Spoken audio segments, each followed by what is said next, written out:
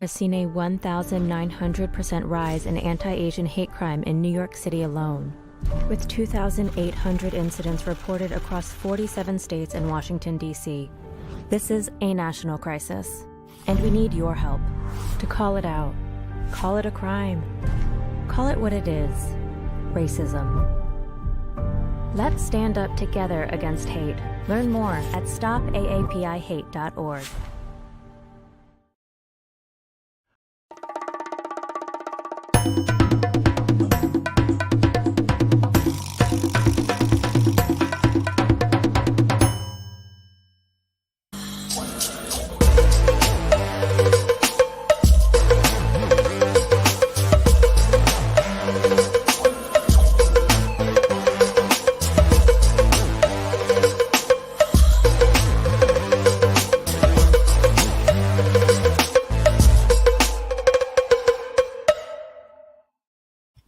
And welcome to another edition of the Double A Team. My name's Ken Fang, along with Stephen Nagishi.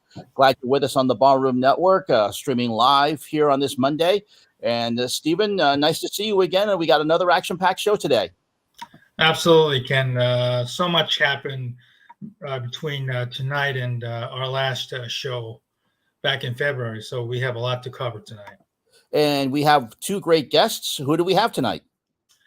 Well, we have author Chris Herring, a Chicago native, Northwestern Medill School of Journalism grad, who recently wrote a very popular New York Times bestseller regarding the 1990s Knicks. I'm sure there are a lot of basketball fans are on this channel following the Bulls and remember the massive battle that the Bulls and the Knicks have.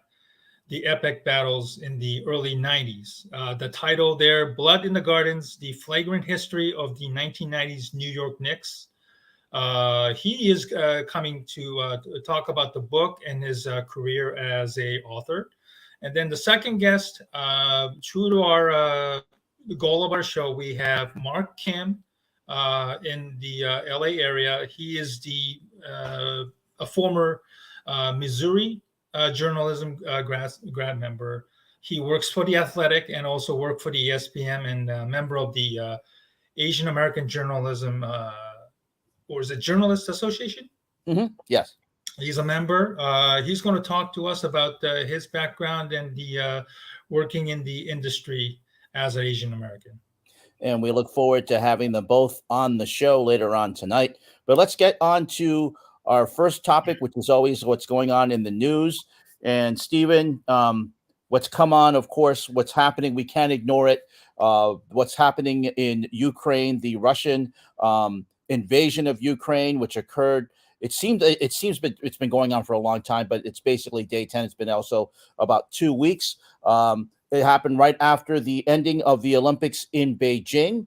And and there are a lot of things not only affecting the real world, but also the sports world as well. We're seeing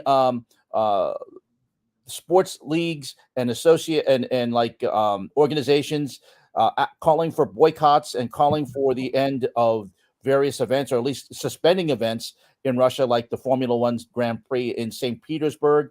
The Formula One Grand Prix, actually, that's in Sochi. That is, you also have the UEFA Champions League final. That is in St. Petersburg. And plus the suspension of Russian participation in the World Cup qualifying. Also in the Paralympics, which is currently going on in Beijing. So a lot of things going on, Stephen, especially with the in the sports world, affecting what's going on with Russia in their invasion of Ukraine. Yeah, the backlash has been very much swift. You got to hit where it hurts to some degree. It's obviously a very, very difficult decision because obviously the athletes themselves are not at fault here, unless, of course, you have people like Alex Ovechkin, who obviously has been taking photos side by side with Vladimir Putin on more than one occasion, and obviously that photo is still probably at on his Instagram, if I recall. And he hasn't made his position clear. And there are several Russian athletes who have said no to war.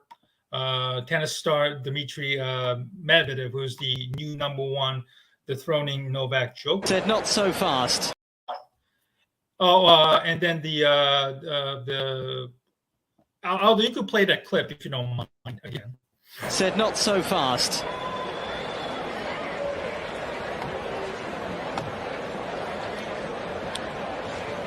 And he might just have a message.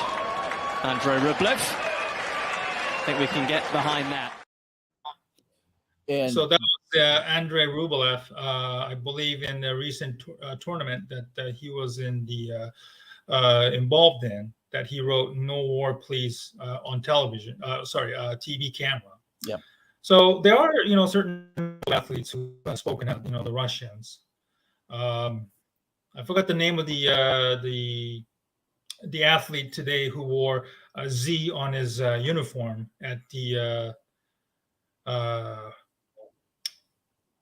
the event that got the gymnastics. I'm sorry, the gymnastics event that he wore a Z mark, which is in unified support of Russians invading Ukraine.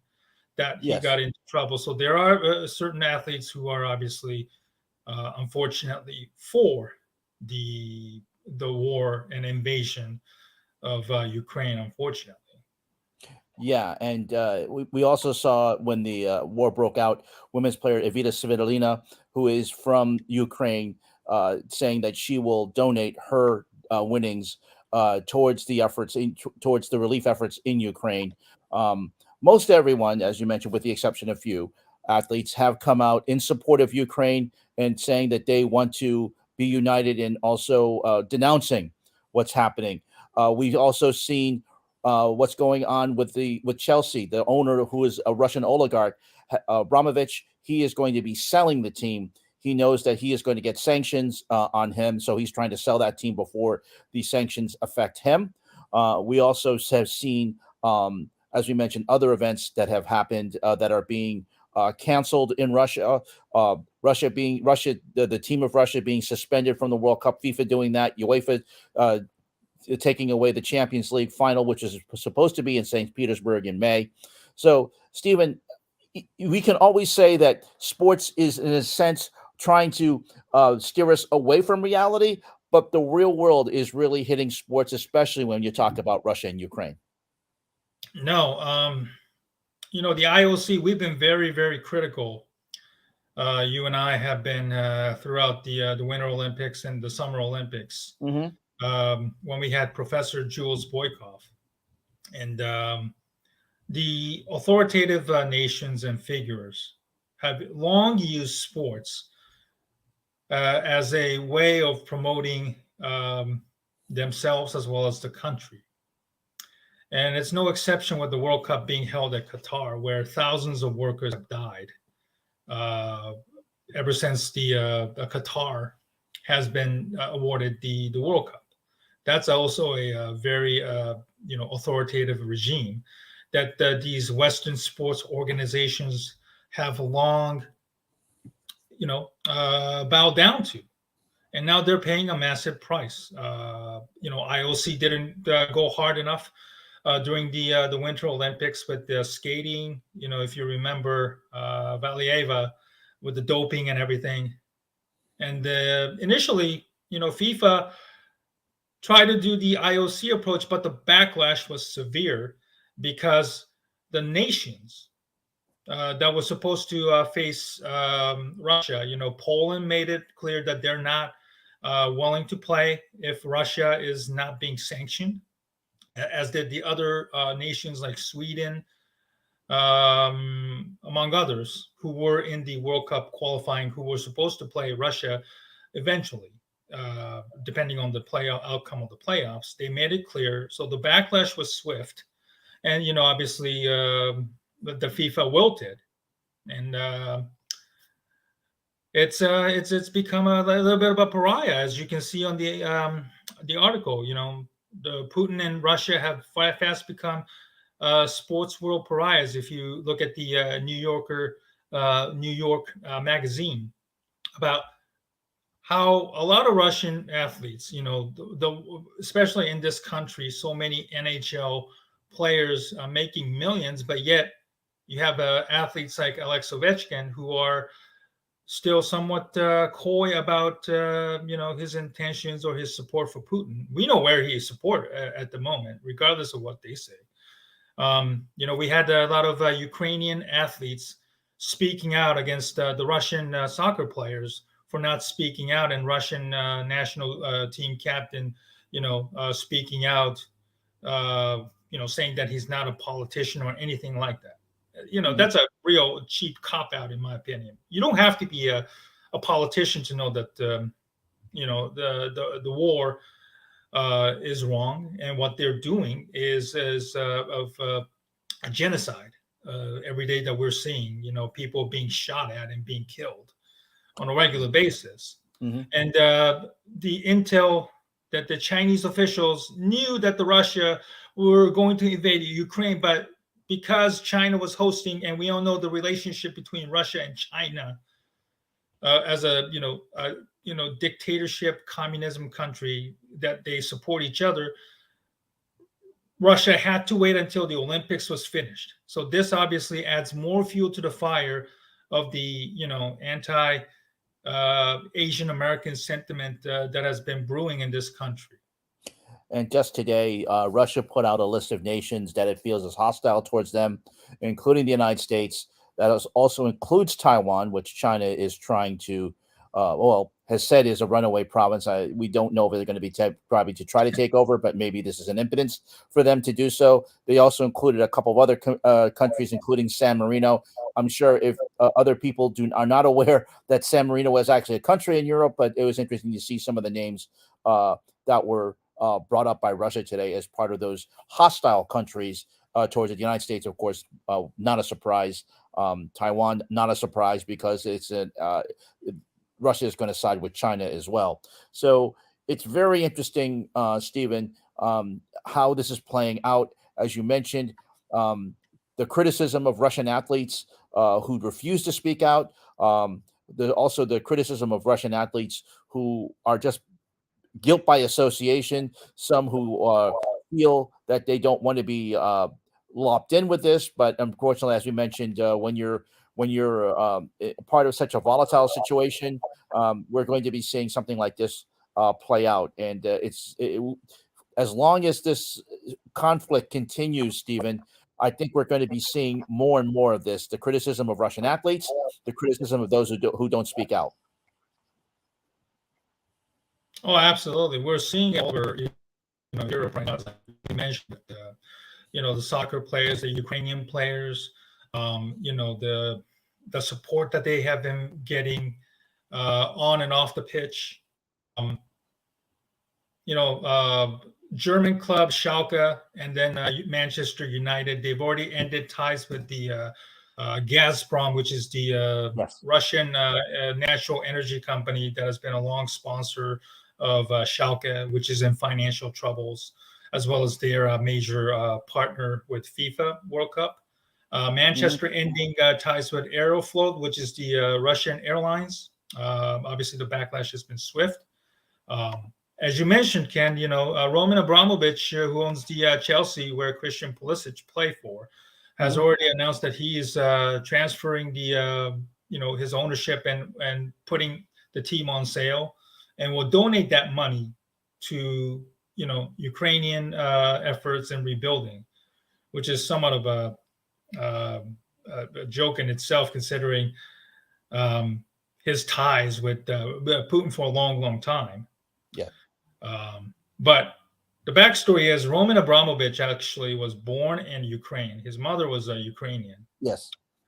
So, you're going to hear his name because I read that he was actually getting involved in the peace talks for some weird reasons. And then, and here in Chicago, we just read a crazy story yesterday or earlier today that embattled owner Tom Ricketts and his family are interested in buying FC Chelsea, which is a weird story in itself, considering just how badly they have managed the Cubs and their spending. And now you're going to spend more like a $3-4 billion on a soccer team, that will certainly go well with the angry Chicago Cubs fans who are probably pissed at the baseball.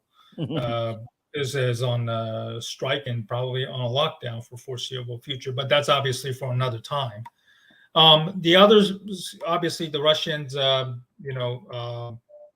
F1 you mentioned, Russia is no longer hosting. The one of the team, Haas Racing Team, which is an American team, ironically, they had a driver named Dmitry Mazepan, whose father is a billionaire oligarch. Literally bought the team so that his son can drive. But he was dubbed the Mazaspin because he is such a terrible driver. And he no longer obviously drives for Haas anymore, and probably for foreseeable future. Mazepan was accused of sexual harassment even before his F1 career started last year at this time, if you remember. So there's a huge backlash. International Hockey Federation kicked out both Russia and Belarus, who's siding on the Russia in this attack. So, the backlash has been strong. Mm-hmm. But there is one article, Aldo, if you don't mind pulling up, about the hockey players who are being attacked. Emily Kaplan, a fine hockey writer, saying that the Russian NHL players are experiencing significant harassment and draft-eligible players are being discriminated against. It's an interesting story. We're not against Russian people, okay? We're not this so-called Russia phobia where Russians are unfairly being targeted, as we saw on Twitter earlier today. Let me remind you, this is not about, us hating Russians. Unless, of course, if, Russian athletes or anybody, who is a Russian in this country working or studying, that has clear connections with oligarchs or, let's just say, for example, a white supremacist organization funneling money or actually coordinating with both the US and Russia. If they have any ties to that, then that person needs to be persecuted, have his rights or citizenships, whatever, revoked and being prosecuted. Now, I know it's difficult for Russian people to speak out on this because of the backlash that they will likely face in their home countries. But unless the Russians themselves speak out on this, then this is something that, unfortunately, they're going to have to deal with or have to fend for themselves, Ken. Yeah, absolutely. And then, of course, one other issue that has come up is the fact that WNBA player Brittany Griner, who plays in Russia professionally to supplement some of her income, is being detained in Russia. This after they were found, as you see in the tweet there, hashish oil was found in her luggage. Now, this happened last month before the war in Russia, the war in Ukraine started. But now it has become to light because the American, because of diplomacy, it's been unfortunate. It's an unfortunate side effect of what's happening, and she is stuck in Russia right now. Her wife has come out asking for help. Americans are trying to get her out, but with the fact that, of course, we don't know the state of Vladimir Putin, the Russian leader there. We don't know his state of mind. He may try to use her as bait or as some type of a hostage negotiation in terms of trying to get what he wants out of Ukraine.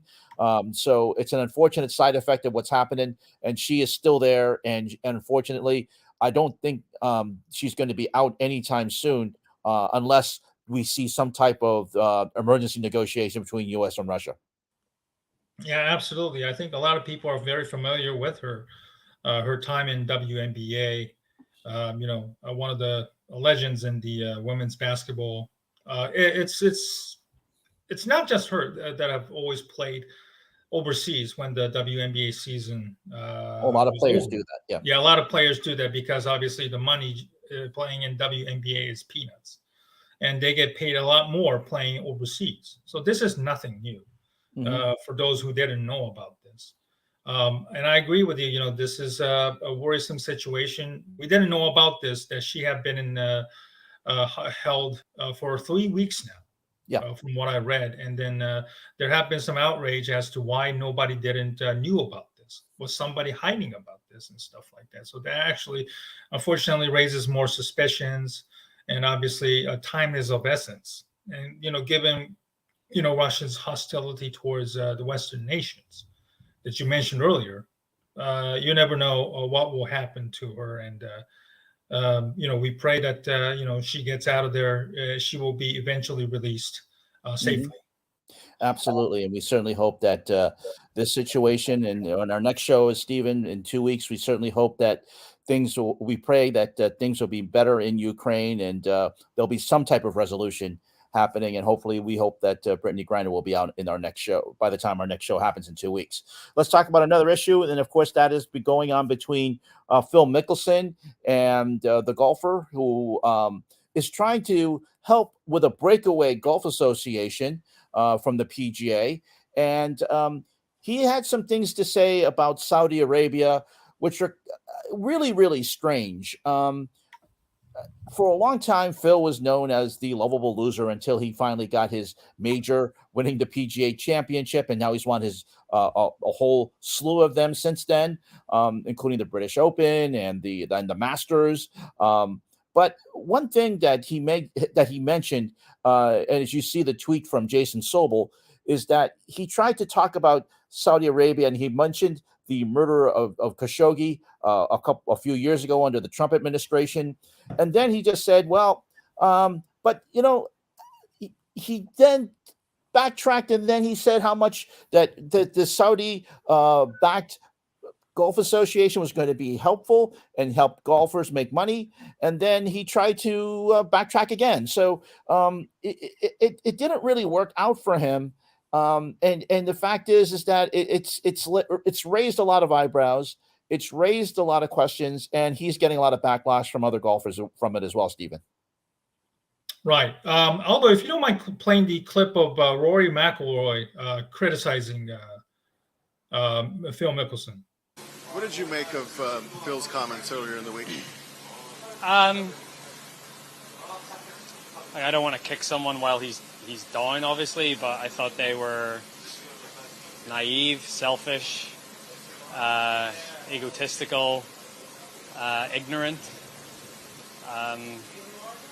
A lot of words to describe that interaction he had with Shipnuck. It was just very surprising and disappointing, sad.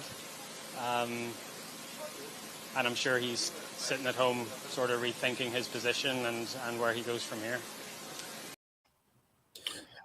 Yeah, and in addition, Phil said in regards to his interview with Alan Shipnuck and about an upcoming book that's coming out, he said that his comments were off the record, which really, really was strange. Alan Shipnuck really came back with that and said that was not off the record. All of his comments were indeed on the record. So, Stephen, again, it's a case of you're trying to backtrack, and no matter what you're saying, it just all goes worse. Probably best for Phil just to say, I screwed up. I'm sorry. I own my comments. I promise to do better in the future. But instead, no matter what he said, it was just another foot in the mouth disease for Phil Mickelson. It didn't help him at all. No, not at all. And there's a common theme that Ken and I have been talking about. What we mentioned about Russia and China, the authoritative countries and figures using sports to bolster themselves for a long, long time. And organizations like IOC and FIFA just went for it because obviously they have the money. And this is no exception, no different with Phil Mickelson. Obviously, he mentioned about Jamal Khashoggi, the journalist who was beheaded not too long ago. Mm-hmm. But yet, hey, as long as they can get a few more $1 million from the Saudis, it's all worth it or something. If I'm not mistaken, or something similar to that type of comment, which is really, really raises eyebrows and really raises a character question of, the one Phil Mickelson, because probably next to Tiger, he's probably one of the most beloved golfer in the history of PGA. There are a lot of people who love Phil Mickelson, because of the odds that he had overcome. But there are some questionable things that he has done off the field, obviously with the financial troubles and stuff like that. And you have to wonder, did it really cloud his judgment this badly to a point where he make this off-color remarks, and then which was not off the record comment that Alan Shipneck, the author, is saying. He just literally torpedoed his reputation and whatever that he has had to build up to that point. Right. That there are many people who rooted for him. The sponsors, swiftly, KPMG said, you're on your own now. It's really, really funny when how people turn their backs on you. But in this case, it's a lesson in life for all of us. You're on your own. You made those comments; those cannot be erased, and Phil has to live with that for the rest of his life, unfortunately. And who knows when he's going to ever play on the PGA? I don't think Phil's the kind of guy who will play on the senior tour, which is obviously not as glamorous as say PGA. And Tiger certainly ain't going to be playing in the senior tour, and probably Phil doesn't seem to be the kind of person playing for peanuts compared to what he made in the PGA tour. So we might have seen the last of Phil for quite some time. Definitely, absolutely. Let's talk a couple other things in the news, NFL related. One is the fact that Peter King came out in today on NBCSports.com mentioning that Kirk Herbstreit looks like he will be the new analyst for Thursday Night Football on Amazon. Amazon has been trying to get high-profile announcers for its Thursday Night Football package, which will happen later on this year, which will start in September. They try to get Troy Aikman, who apparently has gone to ESPN, who will be going to Monday Night Football. They're also trying to get Joe Buck, but that's another story for another time. But Kirk Herbstreit, the college football announcer, looks like he will be heading over to Amazon, and he will continue to do work on College Game Day on ESPN and also do Saturday Night Football on ABC/ESPN.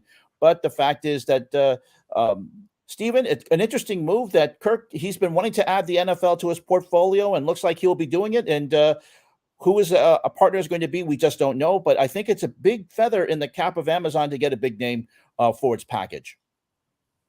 Well, I know they wanted Troy Aikman and Al Michaels to be paired for Thursday Night Football on Amazon. But, I do remember Kirk doing the game with Chris Fowler on 2 years ago. Yes. I believe it was the Steelers and the Giants. This was, I think, the first a pandemic game with nobody in the stadium. And I enjoyed it, actually. I came away very, very impressed. They did a good job. They did a very good job. And it certainly helps that, Kirk has been calling college football pretty much all his career. And he knows these players, obviously, inside and out, having watched them up and close and may have called their games many, many times. But I came away very impressed. I will be curious to see how the workload is going to be. He does Saturday Night Football, like you said, obviously College Game Day early in the morning. That's probably a lot of load to handle. Leave the game on a Friday morning, probably like 2-3 o'clock after the game is long over. Fly to the next city, wherever the college football game is.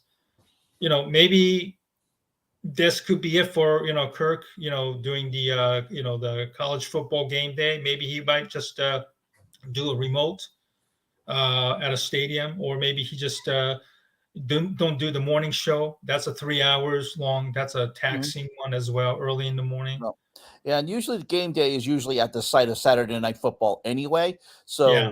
I'd say about 9 times out of 10 that the ESPN usually puts it at the same site of where their primetime football game is on ABC. But yeah, maybe he'll make special guest appearances, or maybe just do a few segments on there and then be able to get some rest in. He does, and absolutely, I do agree with Ravi. He does do a good job talking about the younger players. Thank you for that, Ravi. I do think that also at the same time, it'll be interesting to see how he handles it and how he's liked by the NFL community. A one-off is certainly a different thing than doing every week. It'll be 15 games for Amazon. They'll start in week 2. Of course, NBC always has the very first season opening game, and they have the Thanksgiving night game as well. So it'll be interesting to see how Kurt does. As you mentioned, Amazon wanted Troy Aikman. It looks like he's going to go to ESPN instead, doing Monday Night Football. But I think it's a best of both worlds for Herbstreit, because he gets to, as you mentioned, he knows the players that have come into the league. He knows those younger players. He's called many of these guys going back to when he first started with Game Day. I think back in the early 2000s, it seems like now. So it'll be. I think that he's going to do a good job. He does his homework. He's known for making a controversial statement or two every once in a while. But I think whoever his partner is going to be, whether it's going to be Al Michaels or whomever, I think he will do a very good job on Thursday Night Football. Yeah, obviously, Robbie brought up about the young players and the bowl games and the number of players opting out and stuff like that, which I have no problem to be whatsoever. So, I hope that the pro football players won't hold a grudge against him, for that kind of stuff. And Herbstreit did not play pro football because obviously he didn't make it. But, he turned himself into a very good college football analyst. And let's see how he does, being a full-time, NFL color commentator. Absolutely. That's all coming up, as we mentioned, coming up in September. I don't know if Amazon will be doing preseason games. I'm sure they'll probably get some practice games in, so at least he can get some good chemistry with whoever the announcers are going to be, whether it's Al Michaels or whomever Amazon decides to sign. That's another thing. So we definitely like Robbie there for his comments there. Thank you so much for that. We appreciate all of your comments, especially as we live stream on this Monday night here on the Barroom Network. We also like to mention that coming up right after this show, Stephen, Aldo's going to be hosting a show on the Barroom Network. And what do we have coming up after this show? So after this show, the Draft on Tap is on tonight. We had a long weekend of NFL Combine in Indianapolis. I spent some time watching it. A few workouts here and there. Obviously, a lot of Bears fans on this network may have also paid a significant attention to the players working out, doing the 40, the shuttle, among other things, just to see, who stood out the most. Obviously, it's still fresh in the minds of many, people. And Aldo is bringing Neil Stopczynski and Danny Shimon to recap the NFL Combine, which players stood out the most, who fits the Bears under the new regime, Ryan Poles and Matt Eberflus. So, if you have time, I strongly suggest you stick around and watch this, and then have a conversation with them to ask them questions about which players stood out and who fits the most for the Bears in the April draft. Absolutely. And it's going to be interesting to see, of course. This is a Bear-centric network, so we're going to be interested to see what's going to be happening coming up on the coming up next in the draft. Let's go to break. We have other things to talk about as well on the Barroom Network. You're watching the Double A Team. I'm Ken Fang. He's Stephen Negishi. We'll be back right after this.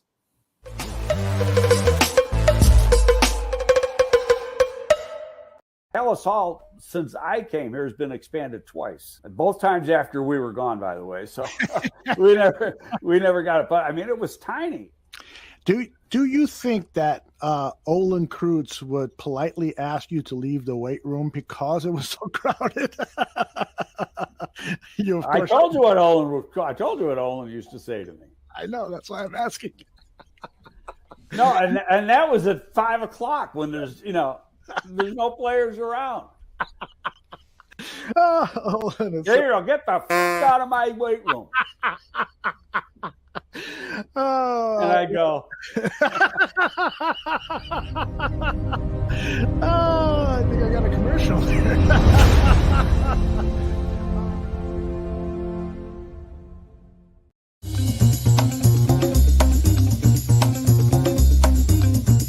And then so you got Kyle Hendricks, Marcus Stroman, they're the 1-2 for sure. Then you got Wade Miley, Adbert Alzolay, a couple other guys trying to make that rotation and be the fifth starter. What do you make of the rotation as a whole? Because to me, they're a very underrated rotation that could lead to the Cubs actually having a fair amount of success. I know they got a long way to go with their starting lineup and the offense with after, some of the moves that have been made over the last year or so. But man, that rotation has a chance to be really good. Bringing in Wade Miley was a solid move. Yeah, I mean, that kind of veteran presence. And Jed Hoyer talked about, we have these young, exciting pitchers, but you can't build a pitching staff just around young, exciting guys. So you get veterans in him and then Kyle Hendricks. I think a lot hinges, because we kind of know where those top three in the rotation are going to be from year to year. Where the Cubs ceiling really hinges is at the bottom of that rotation and which of those young guys can really click and really grow. I mean, we've seen Alzolay grow from year to year, but he still is working on new pitches and really trying to reach that ceiling, which I don't think we quite know where that's going to be yet.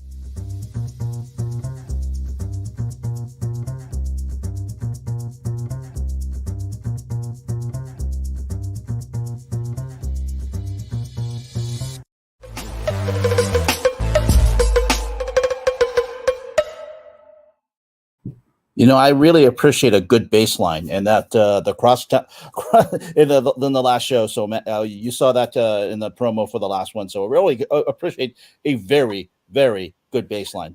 Much appreciated. Ken Feng along with Stephen Negishi here on the AA team. Stephen, let's bring in our first guest tonight. All right. So we're going to bring Chris hopefully at the top of the hour. So we are very pleased to have a gentleman working at The Athletic, and he used to work for the ESPN, and he is also a member of Asian American Journalists Association. He is Mark Kim, based out of West Coast. Mark, thanks for joining us on short notice. Thank you so much. Happy to be here, guys. How you doing? Good. Glad to have you on. Absolutely. So, Mark, tell us about your current situation working with The Athletic, and how did you get your start, and how did you ended up with The Athletic? Yeah, so as of right now, I'm currently the social engagement manager over there. So basically, to kind of start things off, is that The Athletic's social team, full social operation, kind of got a kickstart last year, as opposed to they're building out their newsroom and their primary other editorial operation function, but they didn't really focus on social until last year. So I made the jump from ESPN over there. And basically what I do here at The Athletic when it comes to social media wise is being able to set strategy and be able to help get a plan in place in terms of how do you cover social media, how do you cover sports on social media as The Athletic. That's kind of, at least especially when it comes to the live window, what I've been tasked with mostly. I also do a lot of project management, working on a couple fun different operations within the company, such as the start of the TikTok account over here, and being able to grow that a little bit more. And then also being able to work with younger people on the feed. So that's at least what I'm kind of doing at right now. So basically doing a lot of social media strategy in that regard. And that's kind of what I was doing at ESPN, except I was more on the feed side. So I like to say that I spent around 3 years in the trenches. I used to work the late nights covering games and all, but especially when you start out young and hungry in this industry, you got to cut your teeth in the worst hours, working those weekends, working those holidays. You know what it's like, right? Absolutely. We're speaking with Mark Kim of The Athletic, part of their social media strategy. And Mark, of course, when you were we all talk about media companies. 10 years ago, we didn't think about social media strategies, but now it's in the forefront. You got to be on Snap, you have to be on TikTok, you got to be on Twitter, you got to be on Facebook, you got to also look for anything that's coming along. So how is you as part of the athletic strategy thinking about all these platforms where the athletic can reach? Well, a lot of it, I think, when it comes to working in sports social, you kind of need to have an understanding of not just, the sports itself, because obviously, like, when it comes to like covering, sports online, you need to know everything, a little bit of everything, to be able to do the job right. But it's not really just that. It's, no understanding breakthroughs in like other platforms, tech, breakthroughs in sports media itself too. So I think that just having a good all around knowledge really contributes to a successful social operation. And when it comes to finding new networks, a lot of it's like, okay, what's working, what's not. A lot of like trying to figure things out in the moment, come up with a well thought out plan. And a lot of it's just like, if you're going to approach a new platform, a lot of it's just having like intention to go with it. I would say more than anything is like, as long as it's thought out. And ultimately, I think at the end of the day, like if you've created something that it's going to work out really well. At the end of the day, good content will always win out, whether it may not be necessarily in viewership numbers or engagement numbers necessarily, but like the audience will definitely appreciate you putting your best foot forward if ultimately that's kind of what you bring to the table there. Mm-hmm. One thing too, also that's been important, of course, as you mentioned, of course, is trying to find those platforms that work. What is working mostly for the Athletic as you're a part of that strategy?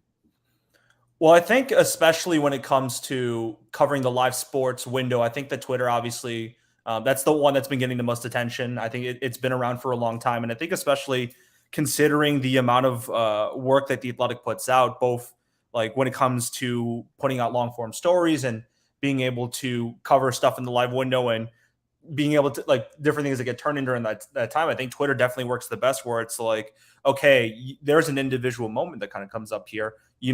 For example, like Victor Oladipo earlier today checked in for the first time in 11 months back from injury. But like, what's the story behind that? Like his comeback, his fit with the team. And I think that that's ultimately what The Athletic provides more than anything is the why when it comes to every single sports story.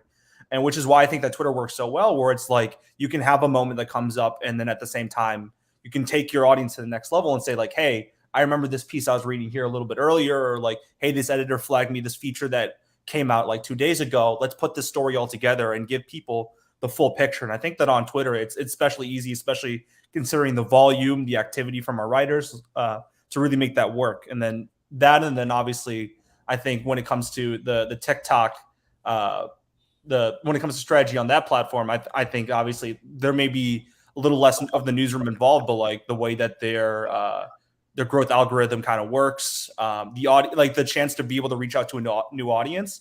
I think that it won't be very long before TikTok ends up catching in terms of success. But ultimately, I think that Twitter, as of right now, is probably the go-to platform.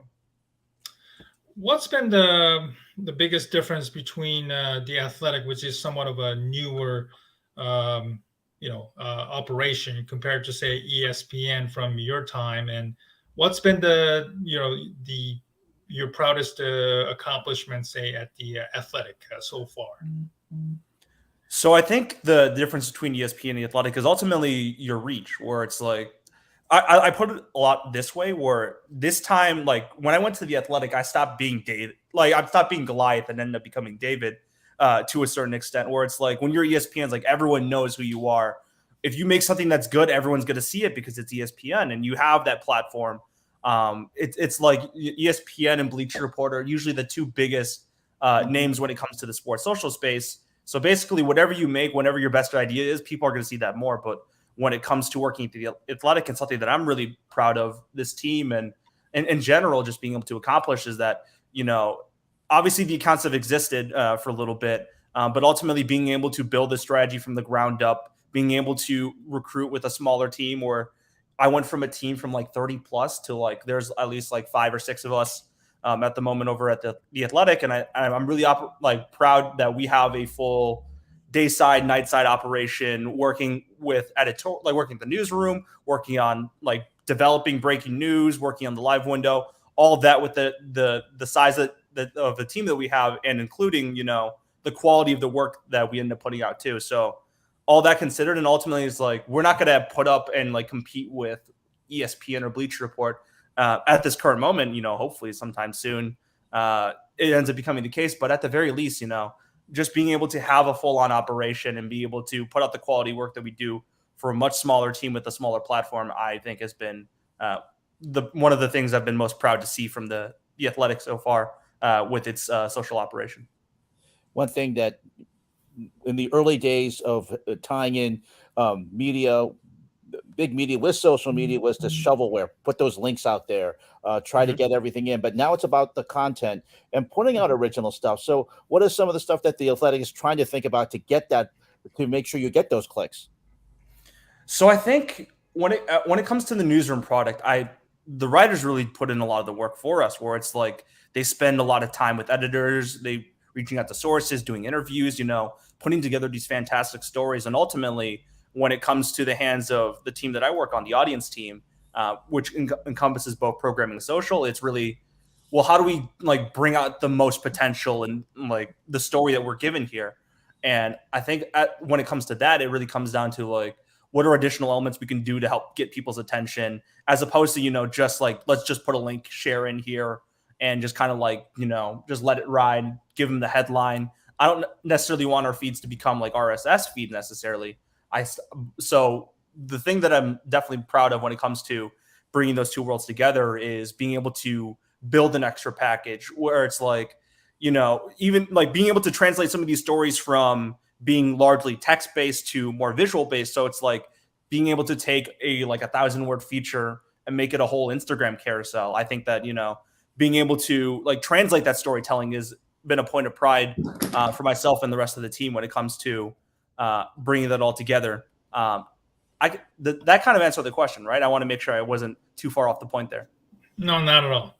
No, you're perfect. So the Athletic was actually was rumored to be on sale. You know, the New York Times were, you know, were looking to purchase at $500 million or something like that. And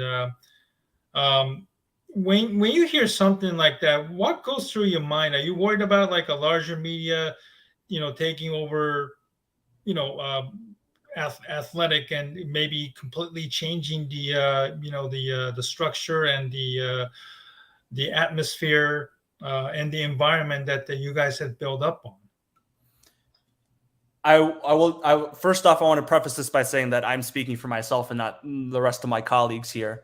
But ultimately, at least to me, I think the most important thing was whoever ended up buying the Athletic, I like at the very least, like as long as they continue to let the Athletic continue to do its thing and to continue to put out the good work that we do on a regular basis, and continuing to let the social team kind of learn and grow on that end. Ultimately, I think that being able to keep the newsroom as it kind of is for the most part, I think was, at least to me, like a priority when it came to whoever the potential buyer was. So a lot of it, when the rumors started coming up, it was like I'd see, you know, names here and there, and a lot of it was me thinking about fit.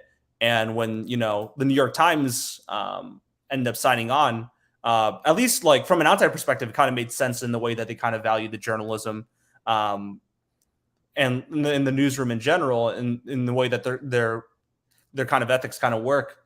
I want to make sure I'm not saying too much, at least on that end. But ultimately, so far, it's been the adjustment from the New York Times purchase from before. It's been seamless so far. So ultimately, I'm pretty glad with the move that's been made, and only time will tell from here. Mm-hmm. One thing that ESPN was able to do, especially when you were there, and I know what even probably before you were there, was got to do a lot of experimentation, see what works, see what didn't work. There was SportsCenter on Snapchat. Katie Nolan was there. So interesting to see how is that approach that you have gone from ESPN and taking and what you know and taking that to the Athletic. So I wouldn't be here, obviously, if it wasn't for the jump that I made from ESPN and the years that I spent over there. And I really appreciate the team as much. And especially considering my background a little bit, I'm not sure if I talked about this up top, but like I started off as a broadcast journalist, actually. I wanted to do the local TV route just like everyone else. And eventually, I made the change to social media, and ESPN took that chance on me. So really a lot of the knowledge I have about the industry, sports social in that regard, like really comes from my time that I spent over there at ESPN. But ultimately, I think the biggest thing I kind of took away from that experience is, the value of brand identity. The way that people see the way your accounts look, no matter the amount of followers or engagement you get regularly, it's obviously different based off the platform that people have. But like ultimately, when you look at, I guess the big picture of like what your account stands for, is it a product that people can kind of be like proud of? And I think that it kind of starts, it starts from the makeup of the team when it comes to diversity, making sure that you have a good amount and a good variety of people behind the scenes. Then it comes to like the minds that you end up hiring. It's like, are these people that understand, the way that at the very least, like the sports media landscape kind of works out? Do they have a deep understanding of their sport? And I think that we've hit a lot of those markers right on the head here so far. And I've been really proud of, as mentioned, like being able to take that thought and like being able to build upon it at The Athletic, where I have a lot more freedom to kind of express my thoughts on that end, where it's like at least on the ESPN end, I started off like at entry level and activating feeds and stuff and being able to program on that end. But ultimately now it's because I'm more of in a strategy role, I get to think about, again, like taking the thoughts I kind of had in my mind working over the years at ESPN and being able to carry them forward and now put them into action at a place that has a lot of like great things to kind of set you up to be successful on social, where it's like the newsrooms very well. You have good support from the headquarters team. You have a good amount of people on the programming end that work closely in line with us. The newsroom has been good when it comes to communication. So it really just, all things considered, I've really been happy to have the opportunity to kind of like build and grow the things here at The Athletic. And it's largely because of what I've been able to take away at ESPN as well. So there we have a question of your question. Yep. Mark, how are your days in college? Did you work? I'm trying to figure this out. Did you work with writing and practicing? How did that help you in your career? On my end, so as mentioned, I ended up graduating with a career and a degree in the broadcast journalism, and I wanted to be like a local sports anchor working the MMJ grind. And that's a lot of what I did throughout the years. But actually on the side, it was like I wasn't able to get on screen like immediately. That's the way it kind of works. Whenever you start off, is like you got to do some work on the sidelines, do social media. And that's at least kind of where I got my start. Is I want to eventually be on air and like being able to like lead game coverage, even as young as like since I was a freshman. So ultimately, I decided to hustle a lot more on social media and be on top of that stuff, being able to provide as good of like coverage when it comes to like high school sports or like local community college sports as much as I can on that level. And ultimately people seeing the quality of work that came out. And even like throughout the years, it was like, oh, I kind of have a thing for the social media thing. So even though it wasn't necessarily my primary concern, it was always like, what else can I do for social? And being able to elevate that sort of product when it comes to packaging on like for the TV product, for the web product, and ultimately being able to have a full on social rollout. And eventually at a certain point, it was like, I developed a decent amount of following based off of, the work that I did. Why don't I spend a little bit more time doing social media? So it was even outside of the hours at the station, I was, just being involved online in the communities that are out there, interacting with people, networking to a certain degree. But I think a lot of the networking was kind of natural, where it's like, it's just people you kind of talk to. So at least for me, when it comes to the practicing on that end, like you're not good. Like when it comes to when you know what you want to do and being able to, at the very least, like get reps behind it, I encourage that 100%. I think that ultimately writing is a skill. Like, even though I wasn't necessarily and technically a writer by trade, even though, I might've done some stuff in high school, but that wasn't necessarily my primary focus in college. But at the same time, I think that writing overall will in any form, like whether it is journalistically, whether it is, you're writing short stories or poems and stuff, also like being able to articulate like a point in written form, a lot of that stuff will translate over to what you do. And it's not like I just, stopped writing whenever I ended up at ESPN or at The Athletic. I may not be writing like full on articles, but a lot of those traits of storytelling kind of carry over. So even if it's like you start off as a writer and you eventually want to make the switch to social media, there's a lot that you can adapt from that world over to what you end up wanting to do. And eventually you kind of develop a certain specialty where it's like, I had a broadcast degree when I first made the jump to social media and ended up at ESPN. So a lot of it's like, okay, I can do a little bit more with video than most people can. I understand kind of how that framing works. And I think that it's kind of similar when it comes to on the writing end of things, where it's like the ability to tell a story doesn't change from one area to another. It may have different forms, but ultimately good storytelling is good storytelling, and being able to take that with you from one specialty field to another, I think is really important. So, Ravi, hopefully I answered your question there, and let me know if you have, if you want to talk further, just let me know, and I'll definitely give you as much advice as I can give from my perspective. And we thank Ravi for that question. Of course, we always welcome viewer questions, so feel free to comment below in the comments below here on our YouTube channel on the Barroom Network. So again, thank you for that, for Ravi. And Stephen, go ahead. Yeah, once again, thank you for Ravi for asking a great question. Obviously, working in the industry, as an Asian American Pacific Islander, in a time like this, with the racism that has always been there, as well as the lack of diversity. You're also a member of AAJA and the Sports Task Force.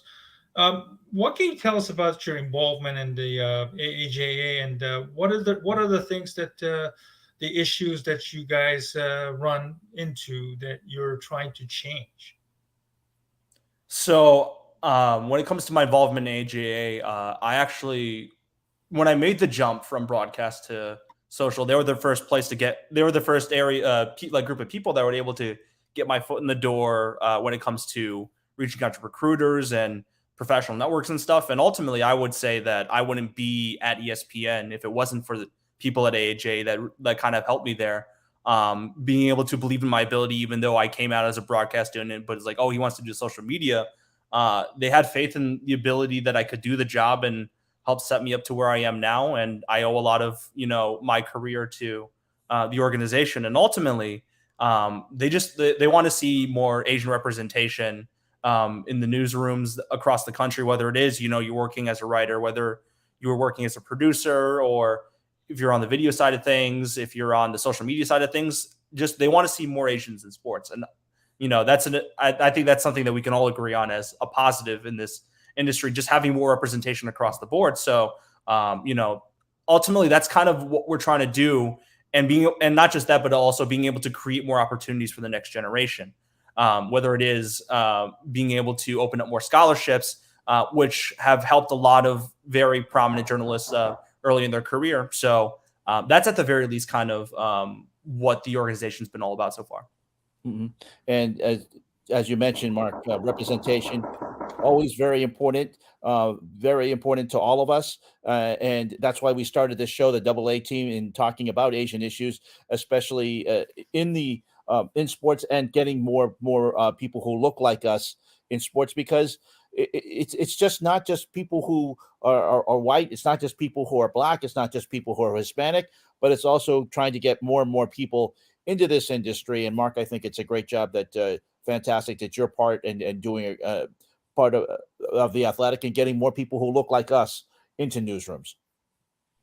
Yeah, and that's kind of at least like as I enter the second stage of my career, which is kind of weird to talk about because I feel a lot younger than that. And at least to me, that's kind of been my next goal, is to be able to, help mentor the people that are up and coming from schools, people that are early stage in their careers, where it's like, especially in an industry like social media, it's so young.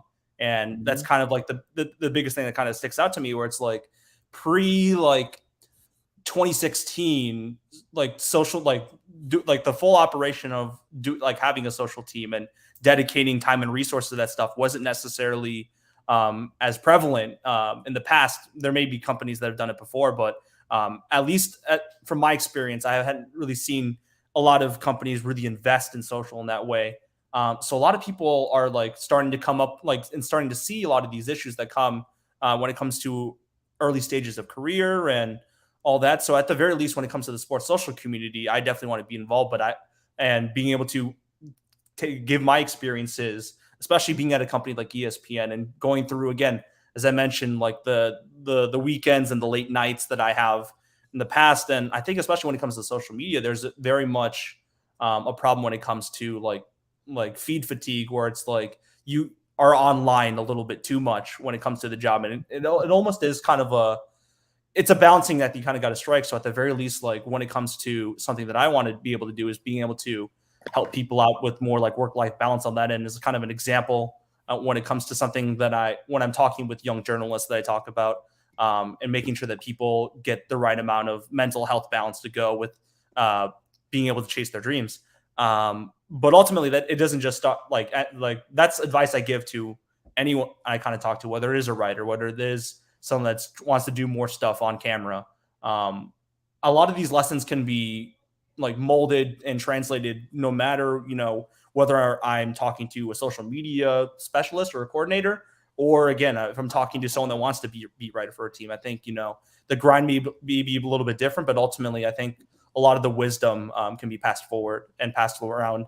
And at the very least, that's what I want to contribute, and hopefully have a positive contribution to the next generation that kind of comes up.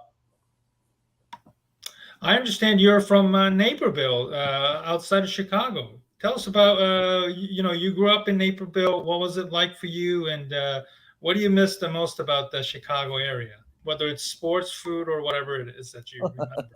Let me tell you, it's definitely the food, because it isn't the sports. Because the thing I didn't tell you all, in the backstage was that even though I grew up in Naperville, I was raised in Metro Detroit first. So a lot of my rooting interests were Detroit based. But again, it brings out the very fun conundrum of, he was a Detroit fan living in Chicago. And I got to see living through that, and the Blackhawks, their rise in the late 2000s, early 2010s, the Chicago Bulls of Derrick Rose. Even though I was a Detroit fan by trade, it was I would still listen to ESPN 1000 and all the shows that they have talking about the Bears and the Bulls and the Blackhawks and all that. Because ultimately, at least to me, it's kind of you got to know your enemy more than to keep your enemy a lot closer. So it's if I'm talking Chicago Bulls and the Pistons and so on, I got to know what the talking points of the Bulls are. I can't go in there just talking one-sided. So no, I have a lot of appreciation for the Chicago media landscape out there. But ultimately, my passion for journalism wouldn't have been brought up if it wasn't for the time I spent over there, where it's I started off taking a high school journalism class, and I was okay, I kind of like where this is going here. Let me explore it a lot deeper. So it's I joined the student newspaper out there, did the TV station out there too, trying to figure out what my interests are. So I think when it comes to from a careers perspective, that's where it kind of all started. So that's if I were to pay my respects, it's a lot to that more than anything, and developing the passion that I have and I carry to this day for not just sports, but again, the sports media industry as well. And Chicago, of course, is a hotbed for sports media and sports radio. And of course, we won't talk about what's going on with the Detroit sports scenes for you, Mark. I know that it can be very hurtful. Stephen has lived in Detroit up until just recently, so he knows exactly what he can feel your pain on that one. So, where in Detroit did you live, Ken? Mark? I lived in Metro Detroit, so it was a little bit outside the city and more in the suburbs area. So to kind of give you, if you want a sports I lived in Southfield for a period of time, actually. Yeah. So I was about 15 minutes away from Auburn Hills, which is where the Pistons used to play. Yes. And the Pistons are my favorite team to this day, and always will be. So as a kid growing up, being able to go to those games and have it so close was awesome. But I haven't been to Little Caesars Arena yet, but one day that's going to be on the bucket list to make it out there for a game. Well, Mark Kim, from The Athletic, head of their social media strategy, and also a member of the Asian American Journalists Association. Thank you very much for joining us tonight, and we hope to have you on again and talk more about what's going on with the Athletic. Thank you so much. Mark, Love thank talking you so to much. y'all. Thank you Have so a good much. show, guys. Thank Thank you. you. And we'll continue with the AA team right after this message.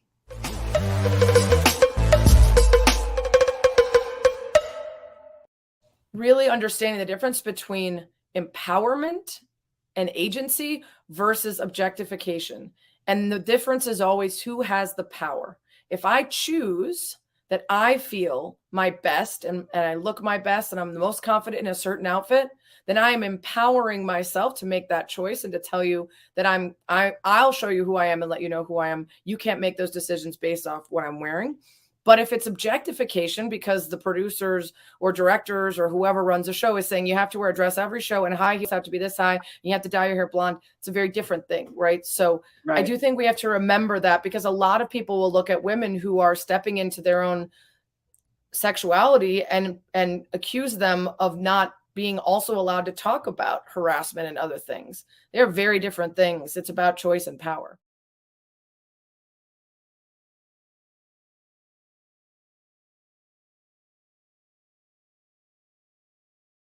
I think people need to realize too, like, I say this with I'm very cautious when I say this, but it's like, you don't know the man.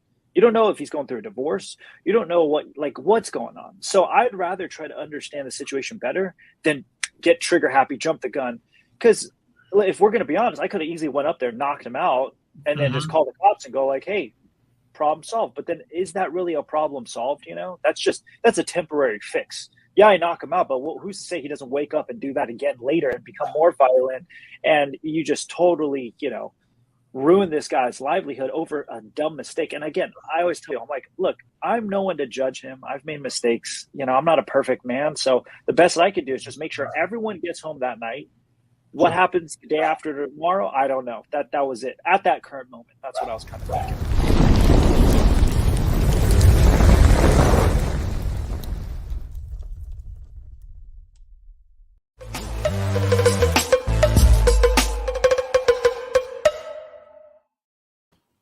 We thank Mark Kim of the Athletic for joining us here on the AA team. Great stuff, and Stephen, you're really hitting it out of the park, getting our guests for this show, talking about getting, and that's exactly why we have this show, trying to talk about Asian representation in sports. I remember when I was trying to get into sports broadcasting, people said, well, you're too Asian, you're too ethnic, you can't really do this. We want to have Joe Smith. Your name is too ethnic. We're going to change it to Ken Smith. And I fought all that. And I'm glad that I was able to do that because, I was known as Ken Fang and I didn't change my name. So I'm glad to see people that we're getting in on this show. And that's what it's all about, Stephen. Yeah, absolutely. It's not just people who are on television, but people like Mark who are making marks, no pun intended there, behind the scenes, with the Athletic, which a lot of us subscribe to, for their content, and Mark playing a big role in their digital side, whether it's the TikTok or the digital layout format, as well as the the Twitter feed. It's a huge task for somebody like him to oversee everything, because Athletic has had pretty good success so far, and it's nice to see that Mark is doing his part, and hopefully he will continue to have a great success with the Athletic there. Absolutely, and a person now. Let's change gears a little bit. Let's bring in our next guest. His name is Chris Herring. He is an NBA writer for Sports Illustrated. He has a new book that is out. It is a New York Times bestseller. It's called Blood in the Garden, and a look at the 1990s New York Knicks, a subject that I'm very, very familiar with, having been a New York Knicks fan in the 1990s and going up against those Chicago Bulls. Of course, we are a Chicago-centric network here at the Barroom Network, so we'll talk about that. And many of you who may remember those great rivalry between the Knicks and the Bulls. Let's talk with Chris Herring of Sports Illustrated. Chris, thanks for joining us tonight. And boy, as a Knicks fan, I can go on and on forever about Patrick Ewing and the X-Man and all those great years in the Garden, and how much the MSG was rocking in the 1990s. Thanks for joining us tonight. Thank you. No problem at all, guys. Thank you for having me. It's good to be with you. Let's talk about the book. How surprised were you to see your book in the top 10 in nonfiction on the New York Times bestseller list? If you'd asked me a year or 2 years ago, I would have been completely just thrown off by it. As we started to get toward the very end of the process, though, I started to get the impression that I had a very real chance to not only make the list, but maybe, not just barely make it, but make it maybe into the top 10. So still, even if you're hoping for it or you think it might be a possibility, it's still pretty surreal to actually see it, particularly as a first-time author. But the only way I can kind of describe my feeling about it is just extreme gratitude, extremely grateful for so many people rushing to buy it. The book ended up the book ended up that's our producer Aldo Gandia, by the way. So. I saw and I can't blame him. A lot of Chicagoans feel I'm a Chicagoan myself, so I understand a lot of people feeling that way. But the book came out early at Barnes and Noble and a number of other stores that got copies of the book early. They just started selling it as soon as they had it on the shelves. And people were like frustrated that they had to wait till January 18th from Amazon. So they were running to their local stores to get early copies of it, or they started to order it through alternate means to try to get a copy a few days earlier. And that was when I realized this has a real chance to do really well sales wise. And so, like I said, I'm just grateful because there are so many people that make a point of telling me they've got 3 copies of it now because they had one that they ordered as a pre-order, and then they got one at the store early, and then a family member didn't realize that they already had it, so they got that copy too from a family member for a birthday or for Valentine's Day or what have you. So it's just a huge blessing, and I'm really grateful. I just ordered my copy. Sorry, Ken. I just ordered my copy and still waiting for its arrival. So I'm really looking forward to dive deep, into the book itself. When you pick a topic to write a book of this magnitude, can you give us an idea what goes through, the process of picking a topic? Obviously, it's not just you. You have to work with the publisher, and in your case, the Simon & Schuster, which is a big publisher, and the role that they play in putting together a book that you wrote. Sure. There's a couple things you focus on. First of all, do you have the desire to write about whatever the subject is? Are you interested enough in it personally to spend a year and a half, 2 years, maybe if you're a very fast writer, 1 year to work on something like this, to go and find all the people that are relevant to the story, low on the list as far as who you would want to speak to, the biggest subjects, the Ewings, the Rileys, the Starkses. Do you want to do that for 2 years? Do you want to research it? Do you want to actually interview these people, transcribe, the 600 some hours of interviews that I did? Do you want to actually try to then take all that information, figure out who's telling the truth, figure out a way to kind of take an unbiased stance on it? Or some people write in a different style with a more biased stance. Do you want to do all that and then try to structure it into a book that people are going to read? Because if you don't love it and you're not interested in it, and you don't really think it's that fascinating, why on earth is anybody that's reading your book going to think that? If you don't think that is the author. So there's that. Do you have a big enough base of people that you're writing to or writing for that are going to care about the subject deeply enough? And some people don't find themselves guided by that or aren't focused on that much. Hats off to people like that. It's a little bit difficult to have that train of thought as a first-time author, because if you want to write another book after that, and as you mentioned, Simon & Schuster is a major publisher, they're in the business for business reasons. They're trying to sell books. So if you have a first book that is really interesting, but not necessarily about a subject matter that's going to draw a lot of people to buy the book, you might not be able to easily get a second book deal if the book doesn't sell very well. So you want to have a really big, passionate group of people that really care about the subject matter. So I knew I had that with this, with it being a New York team, but also a team that, similar to what we just saw a moment ago, a lot of people that are going to boo them or dislike them. And so that's helpful from that standpoint as well. You want to have, if people kind of hate the team, that works to your advantage to some extent. You want to have people that are passionate. You want to have people that love the team as well and hate them. So there's that part of it. So I would say those are probably the two major things. You also want to have a sense of whether or not you feel like you could actually get to the people that matter and put something out there about the story that hasn't been said. So if you asked me if I'd wanted to write a book about the Bulls from the 90s, probably not. Or if I was going to, I would probably have to take a long, hard look at all the other books that are out there about them, because it would be more of a question of, hasn't a lot already been written about them before? And if there has, like, what are you going to add to the conversation that nobody knows? And I think that was one area that made maybe the 90s Knicks pretty ripe to be written about, because they were really, really interesting and really, really important during those years, but they weren't nearly as important as the Bulls, who won all those titles. And because of that, nobody had really rushed to write a book about them.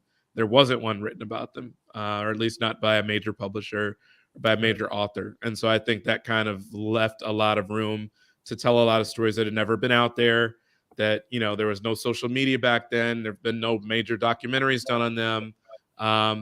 And frankly, when The Last Dance came out and everybody was so nostalgic about that, Knicks fans were nostalgic too. And, granted, I started working on the book before that, but I think it speaks to the fact that when there's a lot to be said about something that hasn't been out there already, about a team that everybody paid attention to, it leaves a runway to kind of have something take off like this book did, I think. Chris, we can start where, like going from Pat Riley to John Starks to Patrick Ewing, who had been there and just getting into his prime. You can also talk about some of the other characters on that team. They were, in a sense, the NBA version of the New York Mets. There were so many different personalities on that team, so many different people on that team, so different. And people, and Knicks fans thought when Pat Riley was coming over, it was going to be Showtime East. But instead, he brought a different type of basketball to the New York Knicks. Talk about that a little for just a bit. Yeah, I think people were misguided, and I understand how, because it kind of makes sense. You watch Pat Riley coach the Lakers with Magic Johnson and James Worthy and all these, Kareem Abdul-Jabbar, Michael Cooper. You're assuming that the Knicks are going to take on that style because that's what he did with the Lakers. Maybe you do, but then you look at the roster and you realize very quickly it would be great to take Steve Kerr from the Warriors and then, plop him down with today's Rockets. But just because he goes over there doesn't mean that anybody becomes Steph Curry. And it was kind of the same thing with the Knicks when Pat Riley got there, is that they were a team that had front court players more so than backcourt ones. So they weren't really skilled. They weren't really fast. They were a defense of how they played. And Pat Riley knew that and decided to try to play into that. So instead of trying to make them Lakers East, he instead looked at what had worked most recently against Jordan and the East. And he basically said, the Pistons strategy, the Jordan rules Pistons, the Bad Boys Pistons were maybe the closest thing to really being able to have an impact in the East. They had won 2 titles before Michael really came and took it away from them. And Riley basically determined that the Pistons strategy still could work. It was just that the Pistons were too old and the Knicks were younger than that. And he basically figured, okay, the Pistons have a little bit more offense than we do, but our best shot of knocking off Michael and the Bulls is to play a really physical, dominating, kind of domineering sort of style of defense, intimidating style of defense. And they tried to ride that as far as they could and almost won him a championship. But they even hired Pat's top assistant during those years. Pat Riley's top assistant was a guy that had been a coach with Pistons teams, an assistant with those Pistons teams. So it was very targeted, kind of what they were doing, and they didn't really have any shame about it in terms of that being the way they played Very defense. true.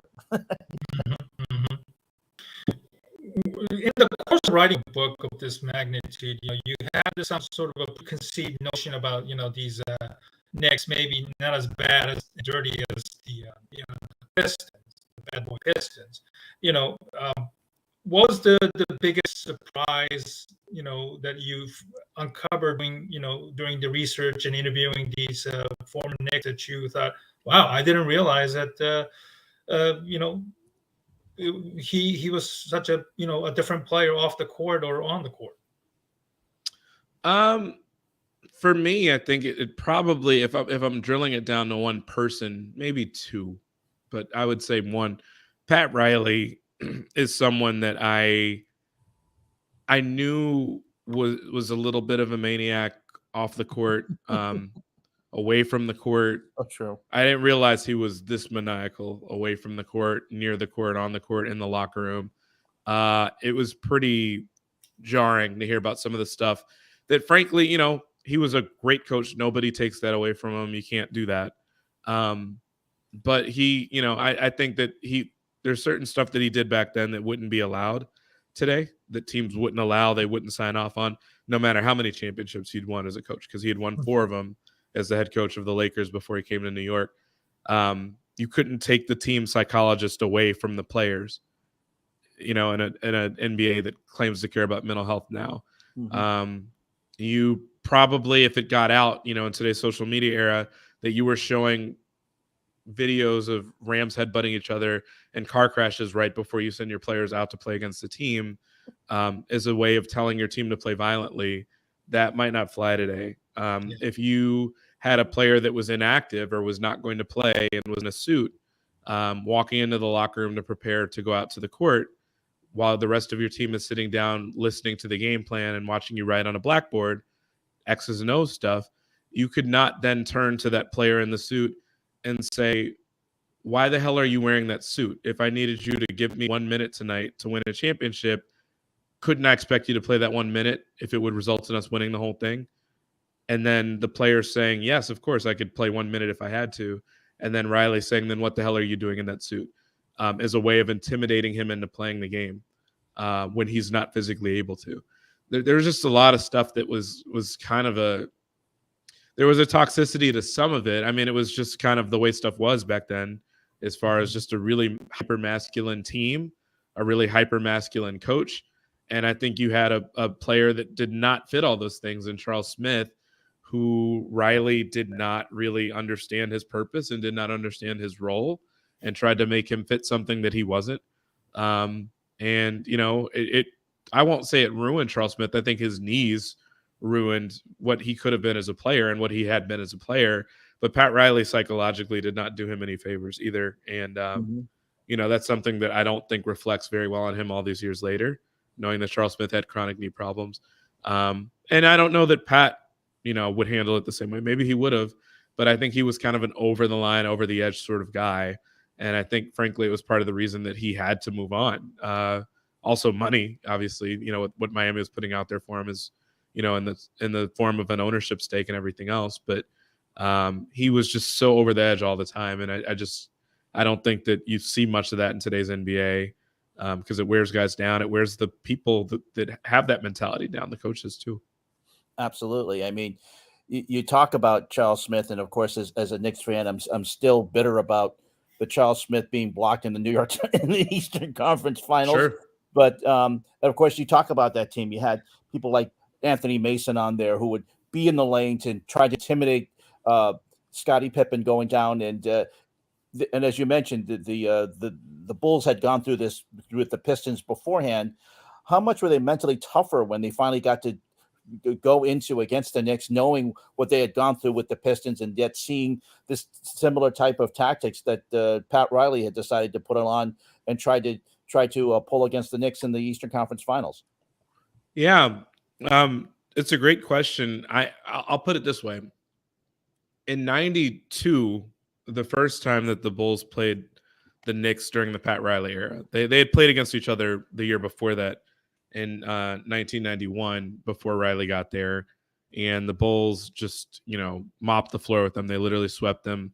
That really famous Jordan dunk where he dunks on Patrick Ewing and he kind of fakes Charles Oakley and John Starks out of the play. Michael's called it his favorite dunk of all time. Yep. I don't know if that was during the playoffs, but it was during that season. It was during the 91 season. It might have been during the playoffs, but they just had such an easy time with the Knicks. And so you kind of take that, and I think the Bulls and certainly the media was expecting the 92 series to just be a repeat of that. And there was good reason to think that. The Knicks were good in 92 under Riley. They won 51 games, but they weren't, they had struggled to get past the Pistons in the first round. They went to, a winner-take-all game 5. Scottie Pippen had called Charles Oakley before that game 5 to wish the Knicks luck. And I think there are a couple ways you could interpret it. Scottie and Oakley had been teammates. Scottie had been Oak's rookie. When you talk about hazing and stuff like that. So there's that aspect of it. The Bulls obviously hated the Pistons. There's that aspect of it. The other interpretation of it that you could take is that the Bulls just legitimately wanted to play the Knicks because the Knicks are a team that hasn't done anything. They had just swept them the year before. They had not made any big, massive roster upgrades. The big upgrade they had was Riley. And so I think everybody kind of expected the Bulls to just take the Knicks out very easily. And then you have that series take place. And first off, the Bulls lose game 1. The Knicks take game 1. The Knicks are extremely physical with them. Game 2 rolls around. The Bulls win it, but it was close. Game 3 rolls around. The Bulls win that. But then the Knicks come back and win game 4. And so it's a 2-2 series. The Bulls get game 5, so it's 3-2. They're on the cusp of winning the series. But Riley was so, what's the word? He was so disgusted, quite frankly, at how easily Jordan kind of just dominated the Knicks in game 5.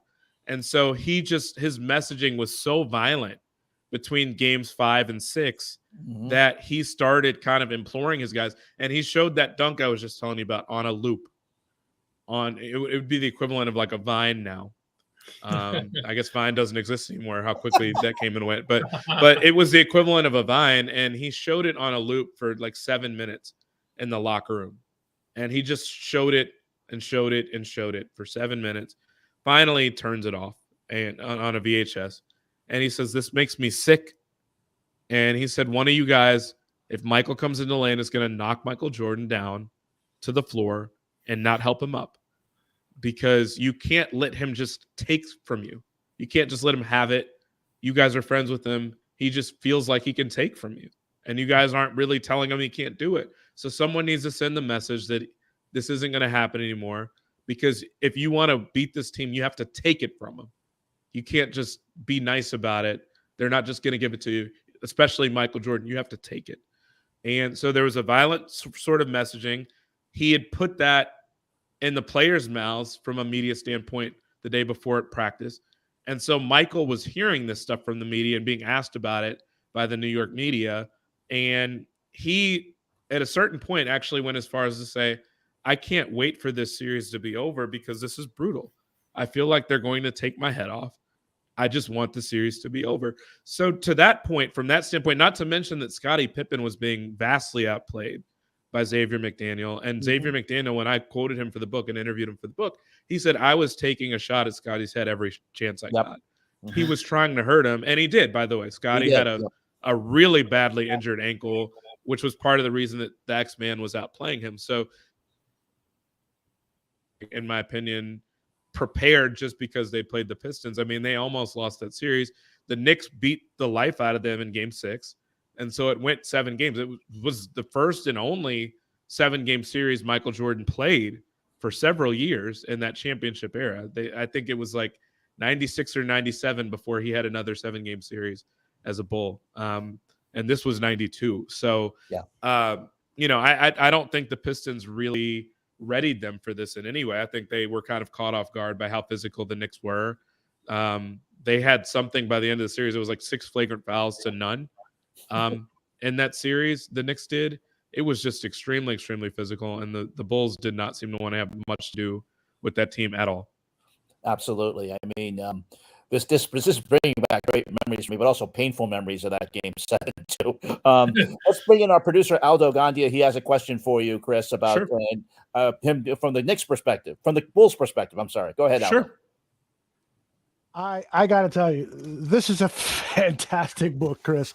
I got it this weekend, and I'm getting yelled at by my wife. You shouldn't be reading a book while we're having dinner. But, and the two emotions that I was going through as I'm reading the book is, number one, it rekindled all these feelings against the New York Knicks because they played dirty, and then the other thing is I was just so envious and jealous of your writing because you tell really good stories and they're concise and well drawn out. This is a must read for any basketball fan. And for those of us who followed the Bulls in the 90s, that championship era, there's tons of great stuff in here. And one of the stories that you share is about the gambling problem a lot of the Knicks players had and how Pat Riley addressed that issue with the team. And I actually, during dinner, I'm reading this portion to my wife, and she's chewing away and like not interested. But I'm saying this is such a great story. So I wonder if you could relay that to our fans, because it's a great. I think personally, I think it's a great example of fantastic coaching. Well, thank you first of all for getting the book. I'm just appreciative of anybody that enjoys it that much. So the part that you're talking about, there are actually a couple things that came out about gambling in the reporting and in the book. The part that you're referencing is Pat Riley. He was someone that tried to change the focus whenever the team started to struggle. And so I think the part that you're referencing, the team had fallen into a little bit of a rut when they were out west. They had a game coming up against the Warriors in 1992. And I think maybe they'd lost 4 or 5 or 4 straight or something like that. And what Pat Riley ends up doing as a way to shift their focus is he takes them at their hotel room, their hotel ballroom, and he puts 4 sets of chairs all over the room. One set for like Patrick Ewing, Xavier McDaniel, Charles Oakley, and some of the higher paid guys. One group for Starks and Greg Anthony and Gerald Wilkins. Another group for Anthony Mason and some of the younger guys that really had no playing experience. And then one group for just the white players. Tim McCormick was on that team and Kiki Vandeweghe. And then eventually what he says is the reason I'm putting you guys out here like this is that I feel like you guys are performing as cliques, frankly, that you guys are basically just groups of guys. You're not a team. And I look, I'm fine with you guys having your friends on the team and whatnot, but we have to be one team. Otherwise, we're not going to have any shot. We're not good enough to kind of overcome that. So there's that aspect of it. But then he kind of used that as a launching pad to be able to get into the fact that one of the things that had the potential to divide the team was gambling specifically. And the part that you're referencing is that he spoke to Greg Anthony and Mark Jackson, I think, who had a shooting contest, a free throw shooting contest or something like that after one practice. And it had gotten out to the coaching staff or to members of the coaching staff that I think they were gambling for like 30 grand or something like that in a free throw shooting contest. And I think Riley basically said more or less, how the hell can you expect someone to pass you the ball if one of you guys has a grudge over somebody else owing $30,000, $40,000 to a teammate? Like, that's enough for a kid's tuition. What the hell are you thinking? So they ended up going on a winning streak immediately after that kind of speech. And later in the book, I get into the fact that the team really, really enjoyed gambling. Keep in mind, Charles Oakley had played with the Bulls with Jordan, and Jordan might have been the biggest gambler of all just because of the resources and the money he had during those years. And the fact that he was extremely competitive, as obviously The Last Dance showed.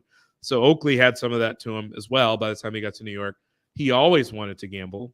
He was one of the higher paid guys on the team, so he always had the money to gamble.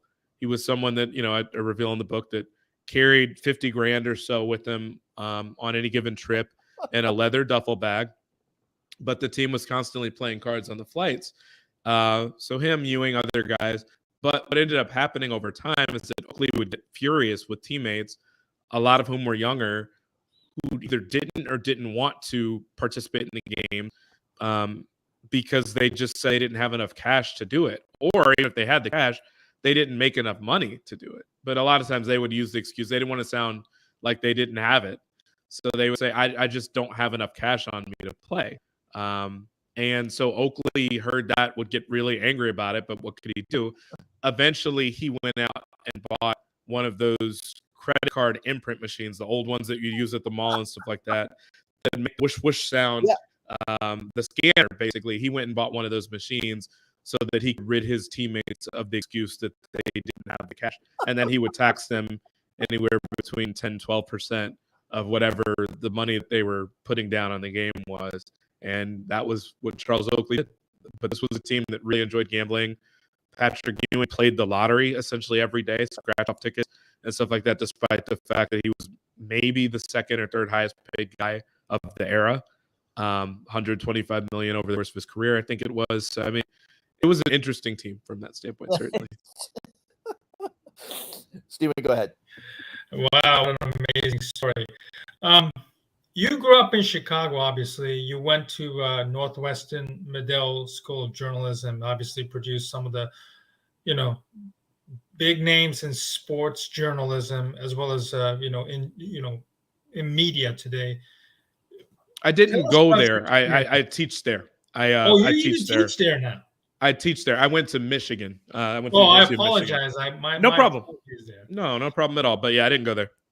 Okay. So what was it? What was it like for you growing up, and your experience, being born in Chicago, and what made you decide you want to pursue writing?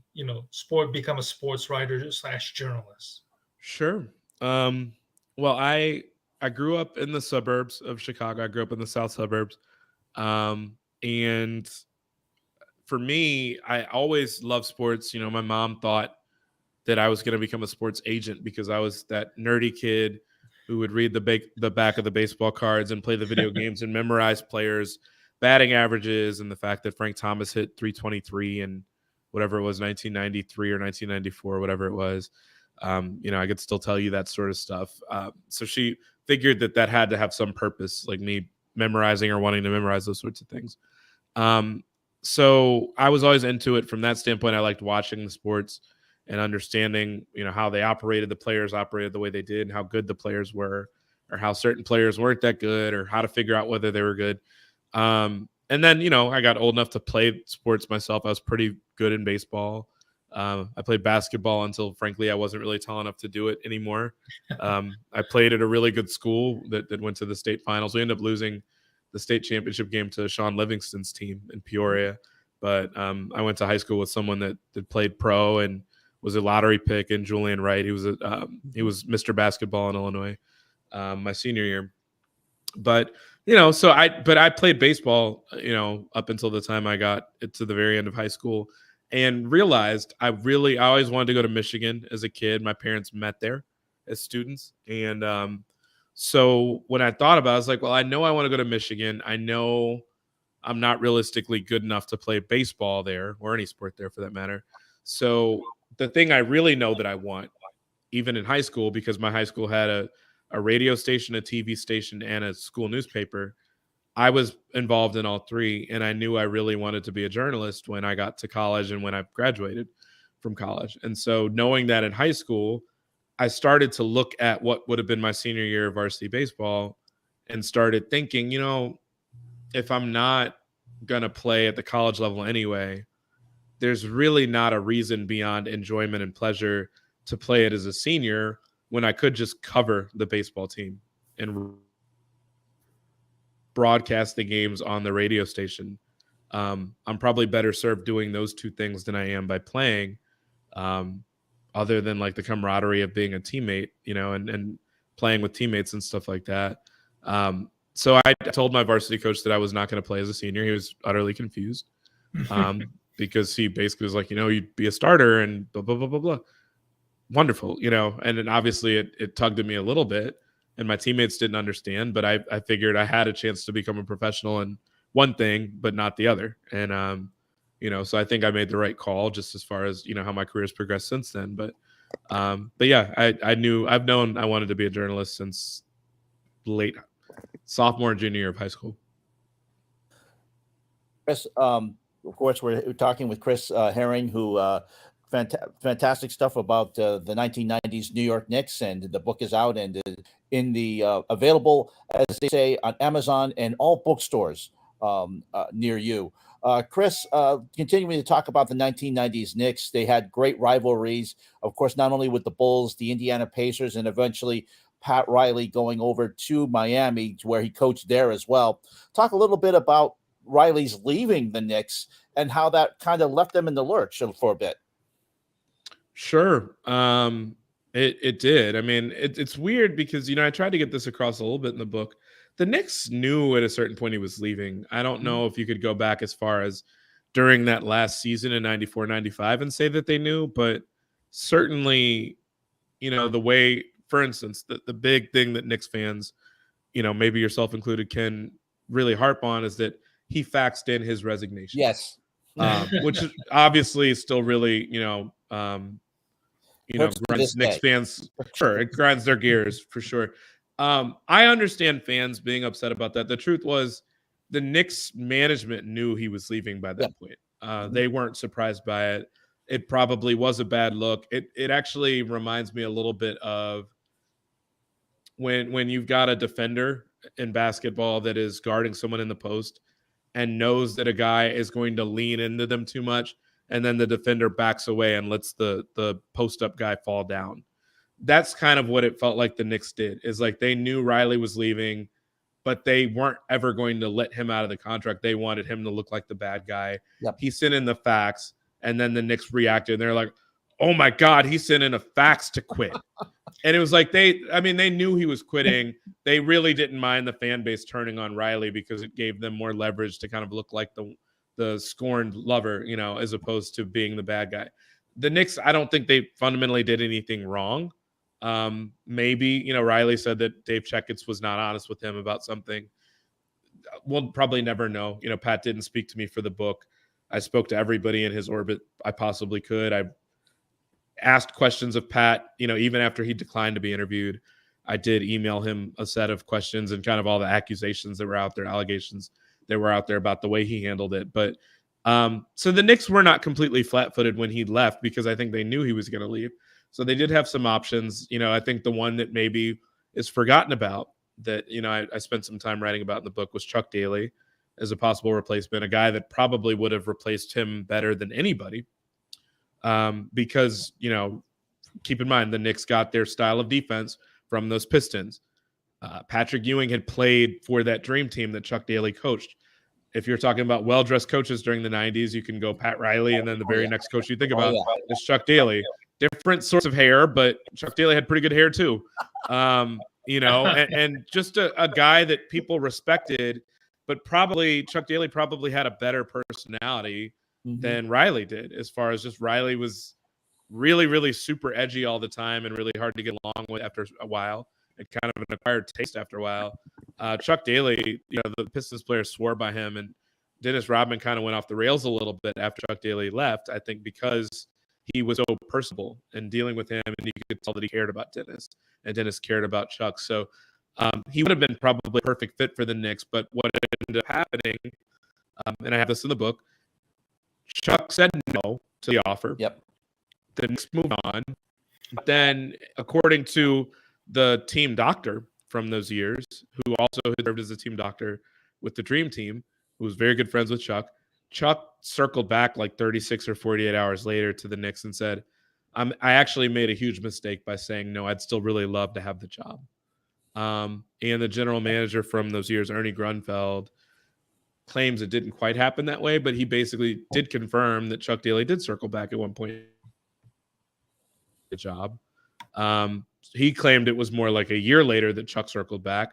The Dream Team doctor said, no, it was like 2-3 days. And by the way, I heard that story from Ernie. It wasn't from Chuck that he told me that. It was Ernie that told me that like 2 or 3 days later. So not sure who's telling the truth there, whose recollection is better. But either way, Chuck Daly might have been an option for them even after he turned it down. They ended up going with Don Nelson, who I think was a fantastic coach, or a fantastic X's and O's guy, but was kind of from a different planet when it came to the way he wanted to run offense. It was all the stuff the Knicks needed, but frankly, I don't think the Knicks were really ready for Don Nelson, even though I think he was spot on about everything he wanted to push for.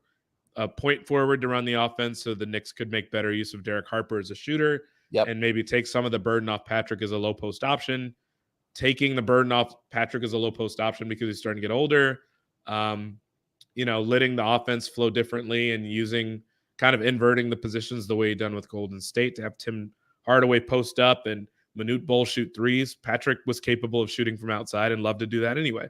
So it could have worked well, have Anthony Mason post up, to have them be more of an offense-oriented team than a defense one, and grind out sorts of games to rely a little bit more on their offense, but also to practice them less hard than Pat Riley had done, where you'd have them in 3 and 3.5 hour long practices and 2.5 hour shoot-arounds where the guys had to tape up because it was so physical. All those things are smart, not to mention that he wanted to trade Ewing for Shaq, which if there had been any sort of reception from Orlando, of course you do that. I mean, obviously now in hindsight, it's easy to say, but the league was weird back then about trading old guys for young guys, where for some reason that was appealing to teams because someone was more of a proven guy. If you don't believe me, think about the Marcus Camby for Charles Oakley trade that happened when Camby was a second-year player. And the Knicks were able to get him just by trading Charles Oakley. This is a bizarre time that you would never see that happen now, but it's just a very bizarre time. So, yeah, I mean, all those things taken into account, Don Nelson knew what he was doing, but he wasn't a very good communicator, and he didn't get buy-in from Ewing. Starks hated the guy. Oakley was really the only leader on the team that was willing to hear him out. And then Oakley broke his toe during the season and was out rehabbing, and so he wasn't really around the team as much. So Don Nelson lost the team very quickly, which was how you got to Jeff Van Gundy. But it was just a weird time to consider that the Knicks were in 4th place when Don Nelson got fired the same season that they hired him. They were 34-25, which, generally speaking, Knicks fans today would kill for that record in any season. Yes. It was just a very different time. Yeah, let's talk a little bit also about that time. Madison Square Garden was the place to be. You had Spike Lee, you had all these type of celebrities, Chris, in there. It was just the ticket to get. It was like Broadway.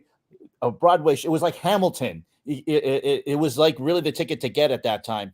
Talk a little bit about that atmosphere and some of the people who would be seen in the games. Yeah, celebrities all the time, man. I mean, Spike obviously, had really hit it big from a movie standpoint from his film career in the late 80s, really. And so when you talk about the early 90s, he's gone from sitting in section 304 to sitting down on the court. Which maybe was a benefit sometimes, maybe in some of those Reggie Miller moments was more of a detriment. But, he had become kind of a big staple at the games, but you had anybody and everybody there. I mean, you had Maury Povich that would be there. You had Connie Chung that would sit next to him. You had, you had a lot of people that were just there all the time. Trying to remember the guy's name that the host from 60 Minutes that passed several years ago, the really prominent black anchor that they had.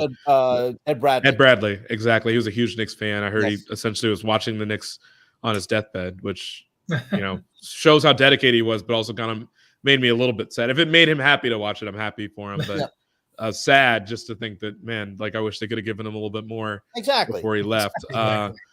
But there were just there's almost too many to count. But, at the games, Madonna, any big celebrity that was in town was going to be at a Knicks game. And, in the book, I have the detail about the fact that JFK Jr. Was dating Daryl Hannah back then. Yes. And they broke up. Daryl Hannah had season tickets for the two of them.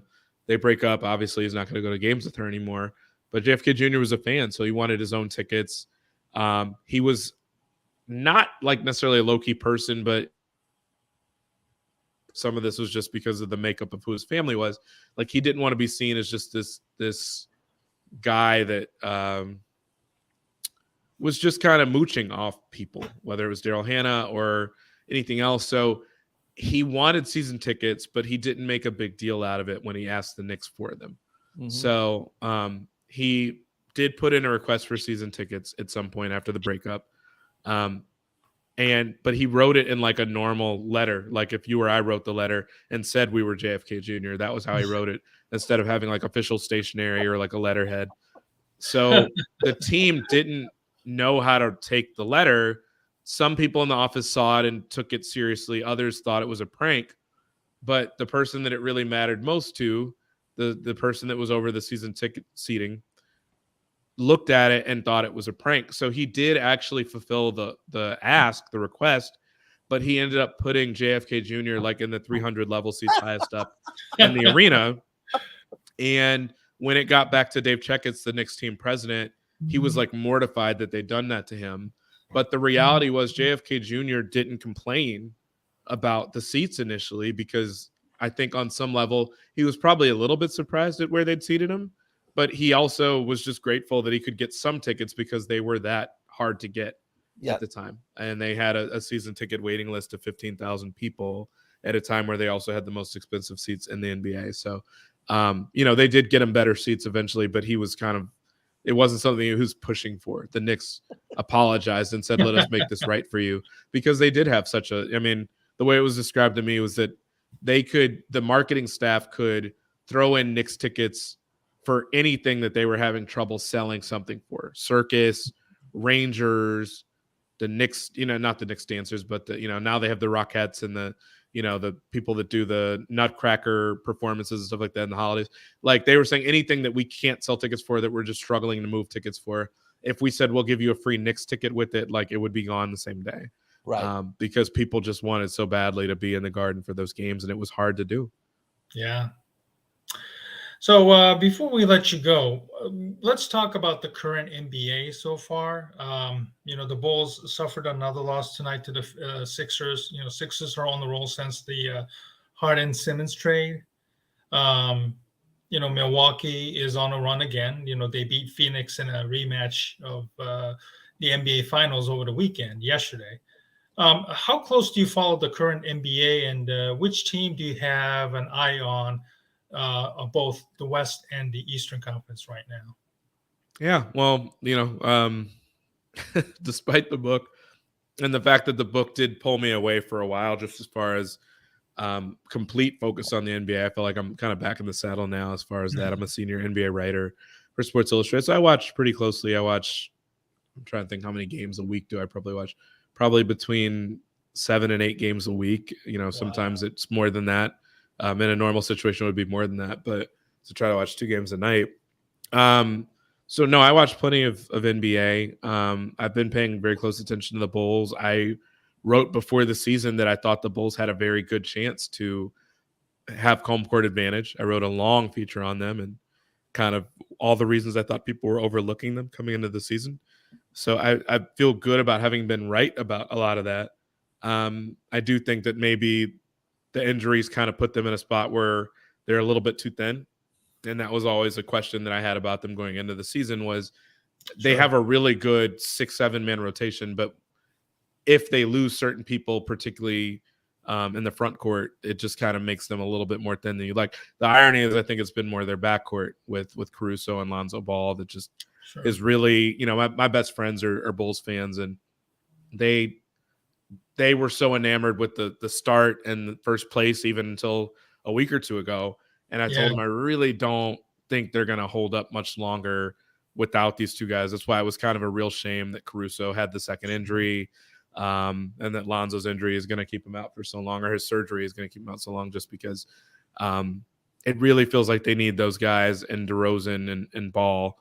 I'm sorry, DeRozan and Levine, just because if they're not special defensively, they're not that good. Yeah, they're okay. They're okay. Which, look, that's still an upgrade from what they've been the last 4 years, but they're only so good if they don't have much defense to speak of, because it puts a lot of pressure on DeRozan and Levine. And not to mention that this will be a first playoff experience for Levine. You start to feel differently. If you're talking about being a top 3 seeds, maybe you feel a little bit better about it. But now let's look at it. Like, even if you were a top seed, you might have to play the Nets, which I wouldn't feel good about them in that matchup. Mm-hmm. If Brooklyn's at full strength, I wouldn't feel good about Milwaukee. I wouldn't feel good about the Heat, quite frankly. I wouldn't feel good about the Sixers, who I don't think they've beaten Embiid in like 3-4 years at this point. I think Furkan Korkmaz is something like 11-0 against the Bulls for his career. So you can see holes there. And, maybe they get Patrick Williams back. You're hoping that they get the other guards back. But, I've been paying very close attention to them. And I've thought for a while, it's been a concern for a while now that they haven't been able to beat the best teams. But I think a lot of that does circle back to the idea that the injuries have just been too severe for them. So I'm interested in them. I'm certainly really interested in the Sixers, with the Harden trade. Harden looks like a completely different player, which, as much as I'd love to praise him for that, it feels like he was sandbagging pretty hard in Brooklyn. But they do look like a really good team. It looks like that was a fantastic trade for them. Tyrese Maxey's kind of been unlocked as part of that trade, which I think is something that was kind of overlooked. When you look at Brooklyn, I'm still not worried about them yet, but all of a sudden, like, if Ben Simmons doesn't look right when he comes back, or if he takes a long time to knock off the rust, all of a sudden that team does not look that special. I mean, unless Kyrie can play both home and away, it turns into Durant having to hoist the whole thing up by himself like he did last year, which he almost did it.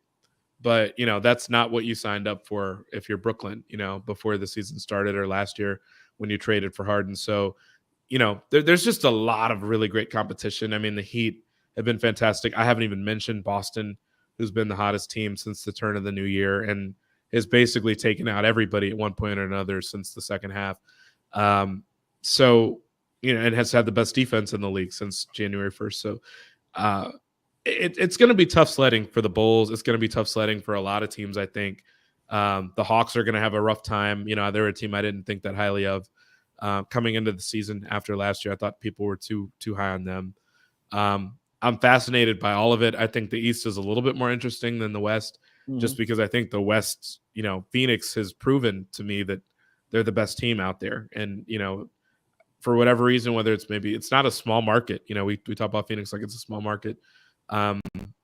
People just don't believe the hype with them, even though it doesn't feel like it's that much hype. But they've, for a second straight year, they've been better this year than they were last year. They almost beat Milwaukee yesterday. They've won plenty of games with Chris Paul hurt or with Devin Booker hurt. So I'm very intrigued to see what they can do. I'm interested to see how Golden State looks like when they get Draymond Green back. But I'm more intrigued by the East than I am the West, because I think Phoenix far and away is the best team out West. Oh, absolutely. And of course, those play-in tournaments are going to be kind of interesting this year with the 6 going 7 through 10. What is it with the Lakers, though? I mean, everyone talks about LeBron and the Lakers, but they're in 9th right now at this point. Can we see them actually getting over that hump and at least trying to get into that upper echelon, getting past that? Not when you say past that. I don't know if you're referring to getting in the 6th spot or higher, so that they can avoid finally into that 6th spot. Yeah. No, I don't see it. I mean, there's a pretty big gap in the standings. I don't have them right in front of me, but I think they're closer at this point to being out of the race entirely, and missing the play-in than they are to making avoiding the play-in because they play so well. I just don't see it, and not to mention that LeBron, is in a situation where he's not playing tonight. And, while we all marveled at their performance over the weekend and the 54 points that he had, you do worry. And this was actually the fear that I had about them last year, is that it was a year where Davis and LeBron had both been hurt. And that all of a sudden, because of how much time they missed, they were going to have to play so hard just to kind of solidify the play-in stuff. Last year, after they were the number 1, number 2 seed for the whole year, while healthy, all of a sudden LeBron's knee twists the wrong way on a freak play, And he and AD come back, but then they're kind of in some games, out of other games, banged up, not at 100% full strength. And then they were playing for their lives just the last couple weeks of the season. You don't want to have to see teams. They're not healthy when the playoffs actually kick in and come up.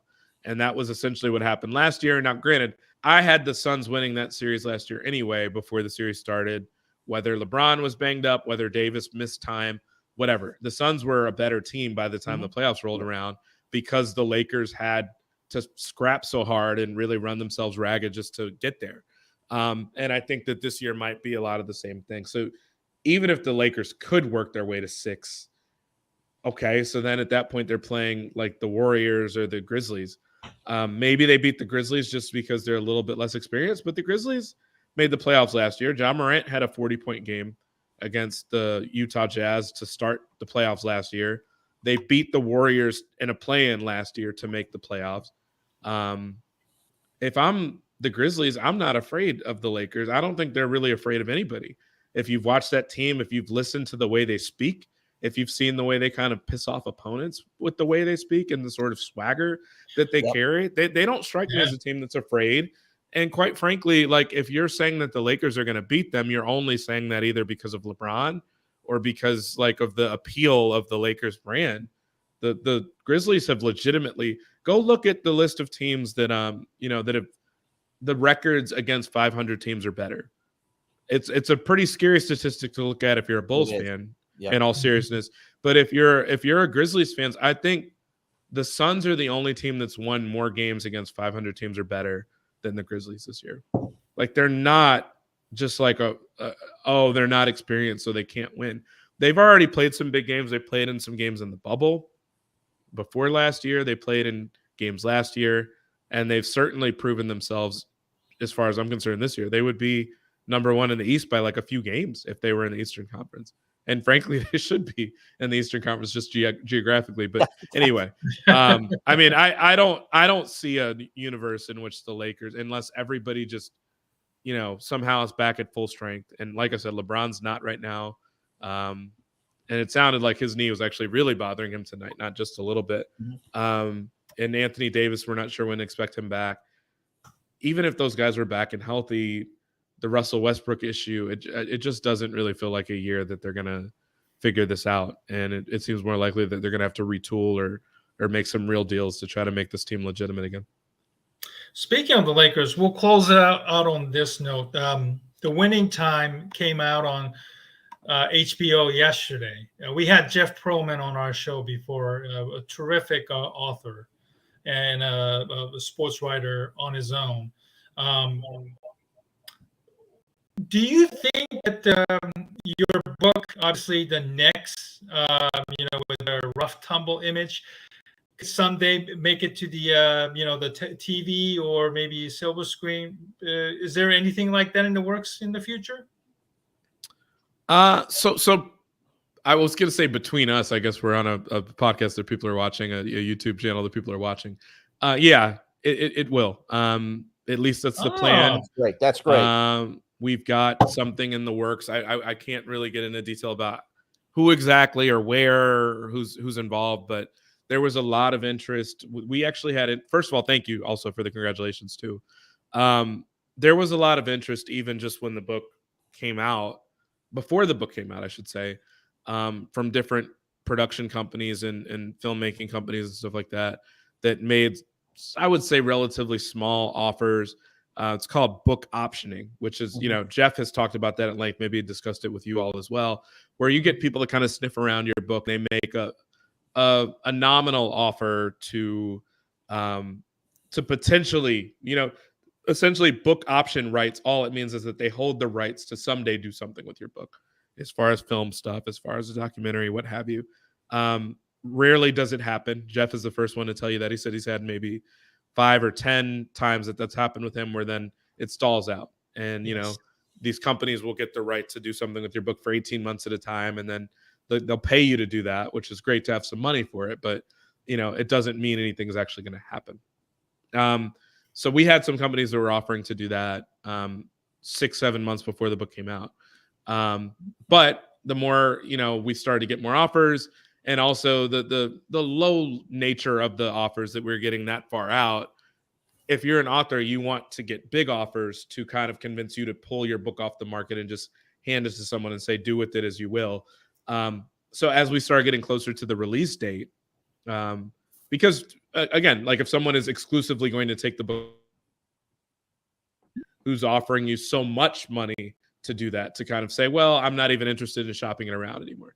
But the closer we got to the book release date, the more we started to say, let's just roll the dice a little bit and see how well the book does, how much interest the book generates. It's going to be about a major market, so some important people are going to read it. Maybe someone will really fall in love with it and want to do something with it.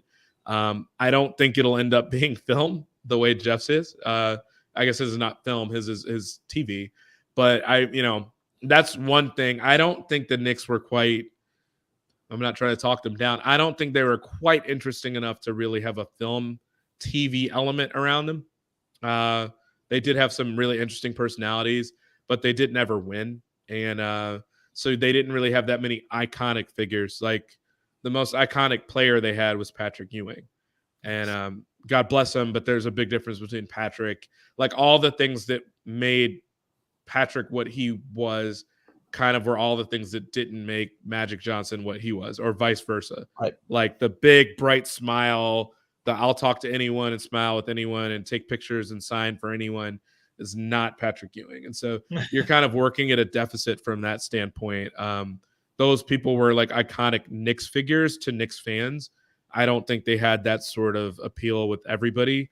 And it's really hard to have that appeal with everybody when you never win a championship. The Lakers won a lot of those. So I don't suspect it will be that, but we do have something at least lined up tentatively. We're still finalizing it, so I can't go into too much detail. But the hope and the expectation for now is that there will be a docu-series about the team, and hopefully within the next couple of years. Well, we look forward to it. And Chris Herring, the author of Blood in the Garden, The Flagrant History of the 1990s New York Knicks, published by Simon & Schuster, available at Amazon, Barnes & Noble, and all of the places that you get books. Senior writer for Sports Illustrated, we thank you for coming on with us and spending so much time. I didn't even broach the rivalry with the with the Pacers and Reggie Miller and that magical time in the Garden, those great series that they had with them. Perhaps we can have you on and we'll talk about it at that time. But thank you so much for joining us tonight. For sure. Next time. I appreciate you guys having me on. Take care. Thank you very much. And the Double A team will continue on the Barroom Network right after this.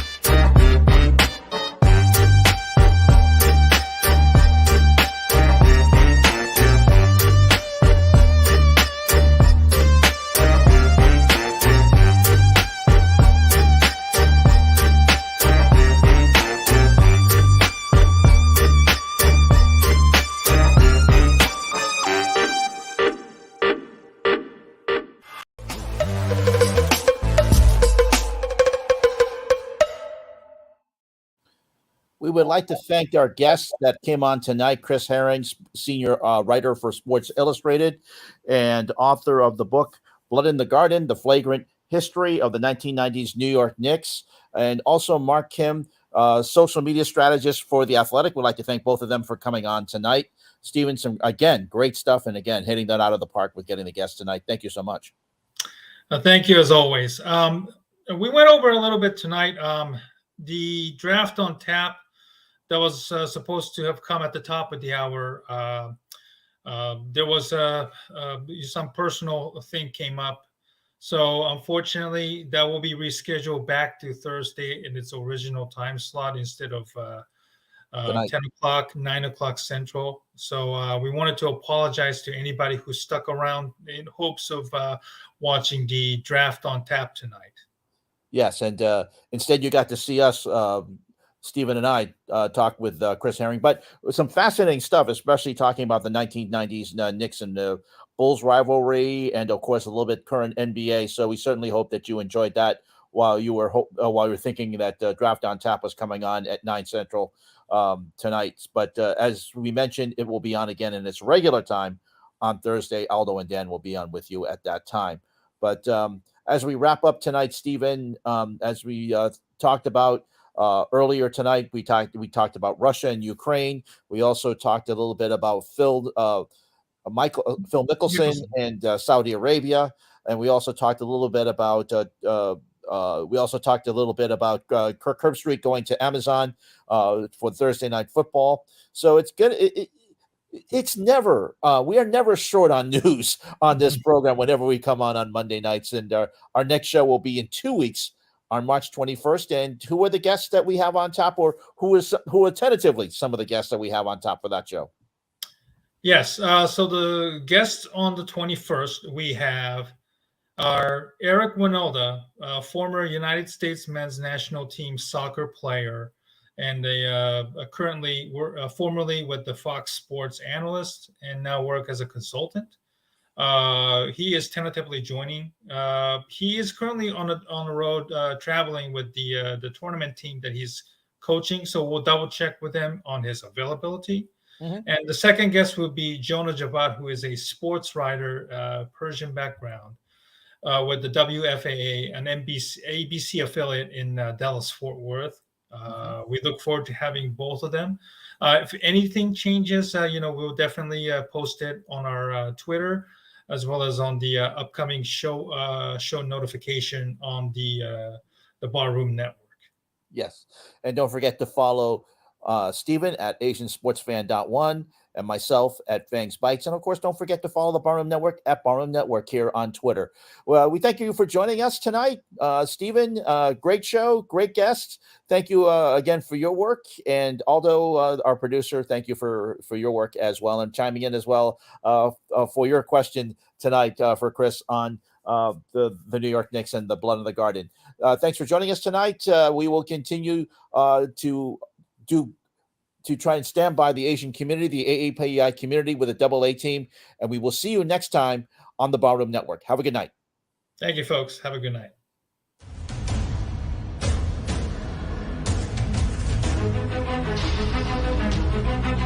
Thank you.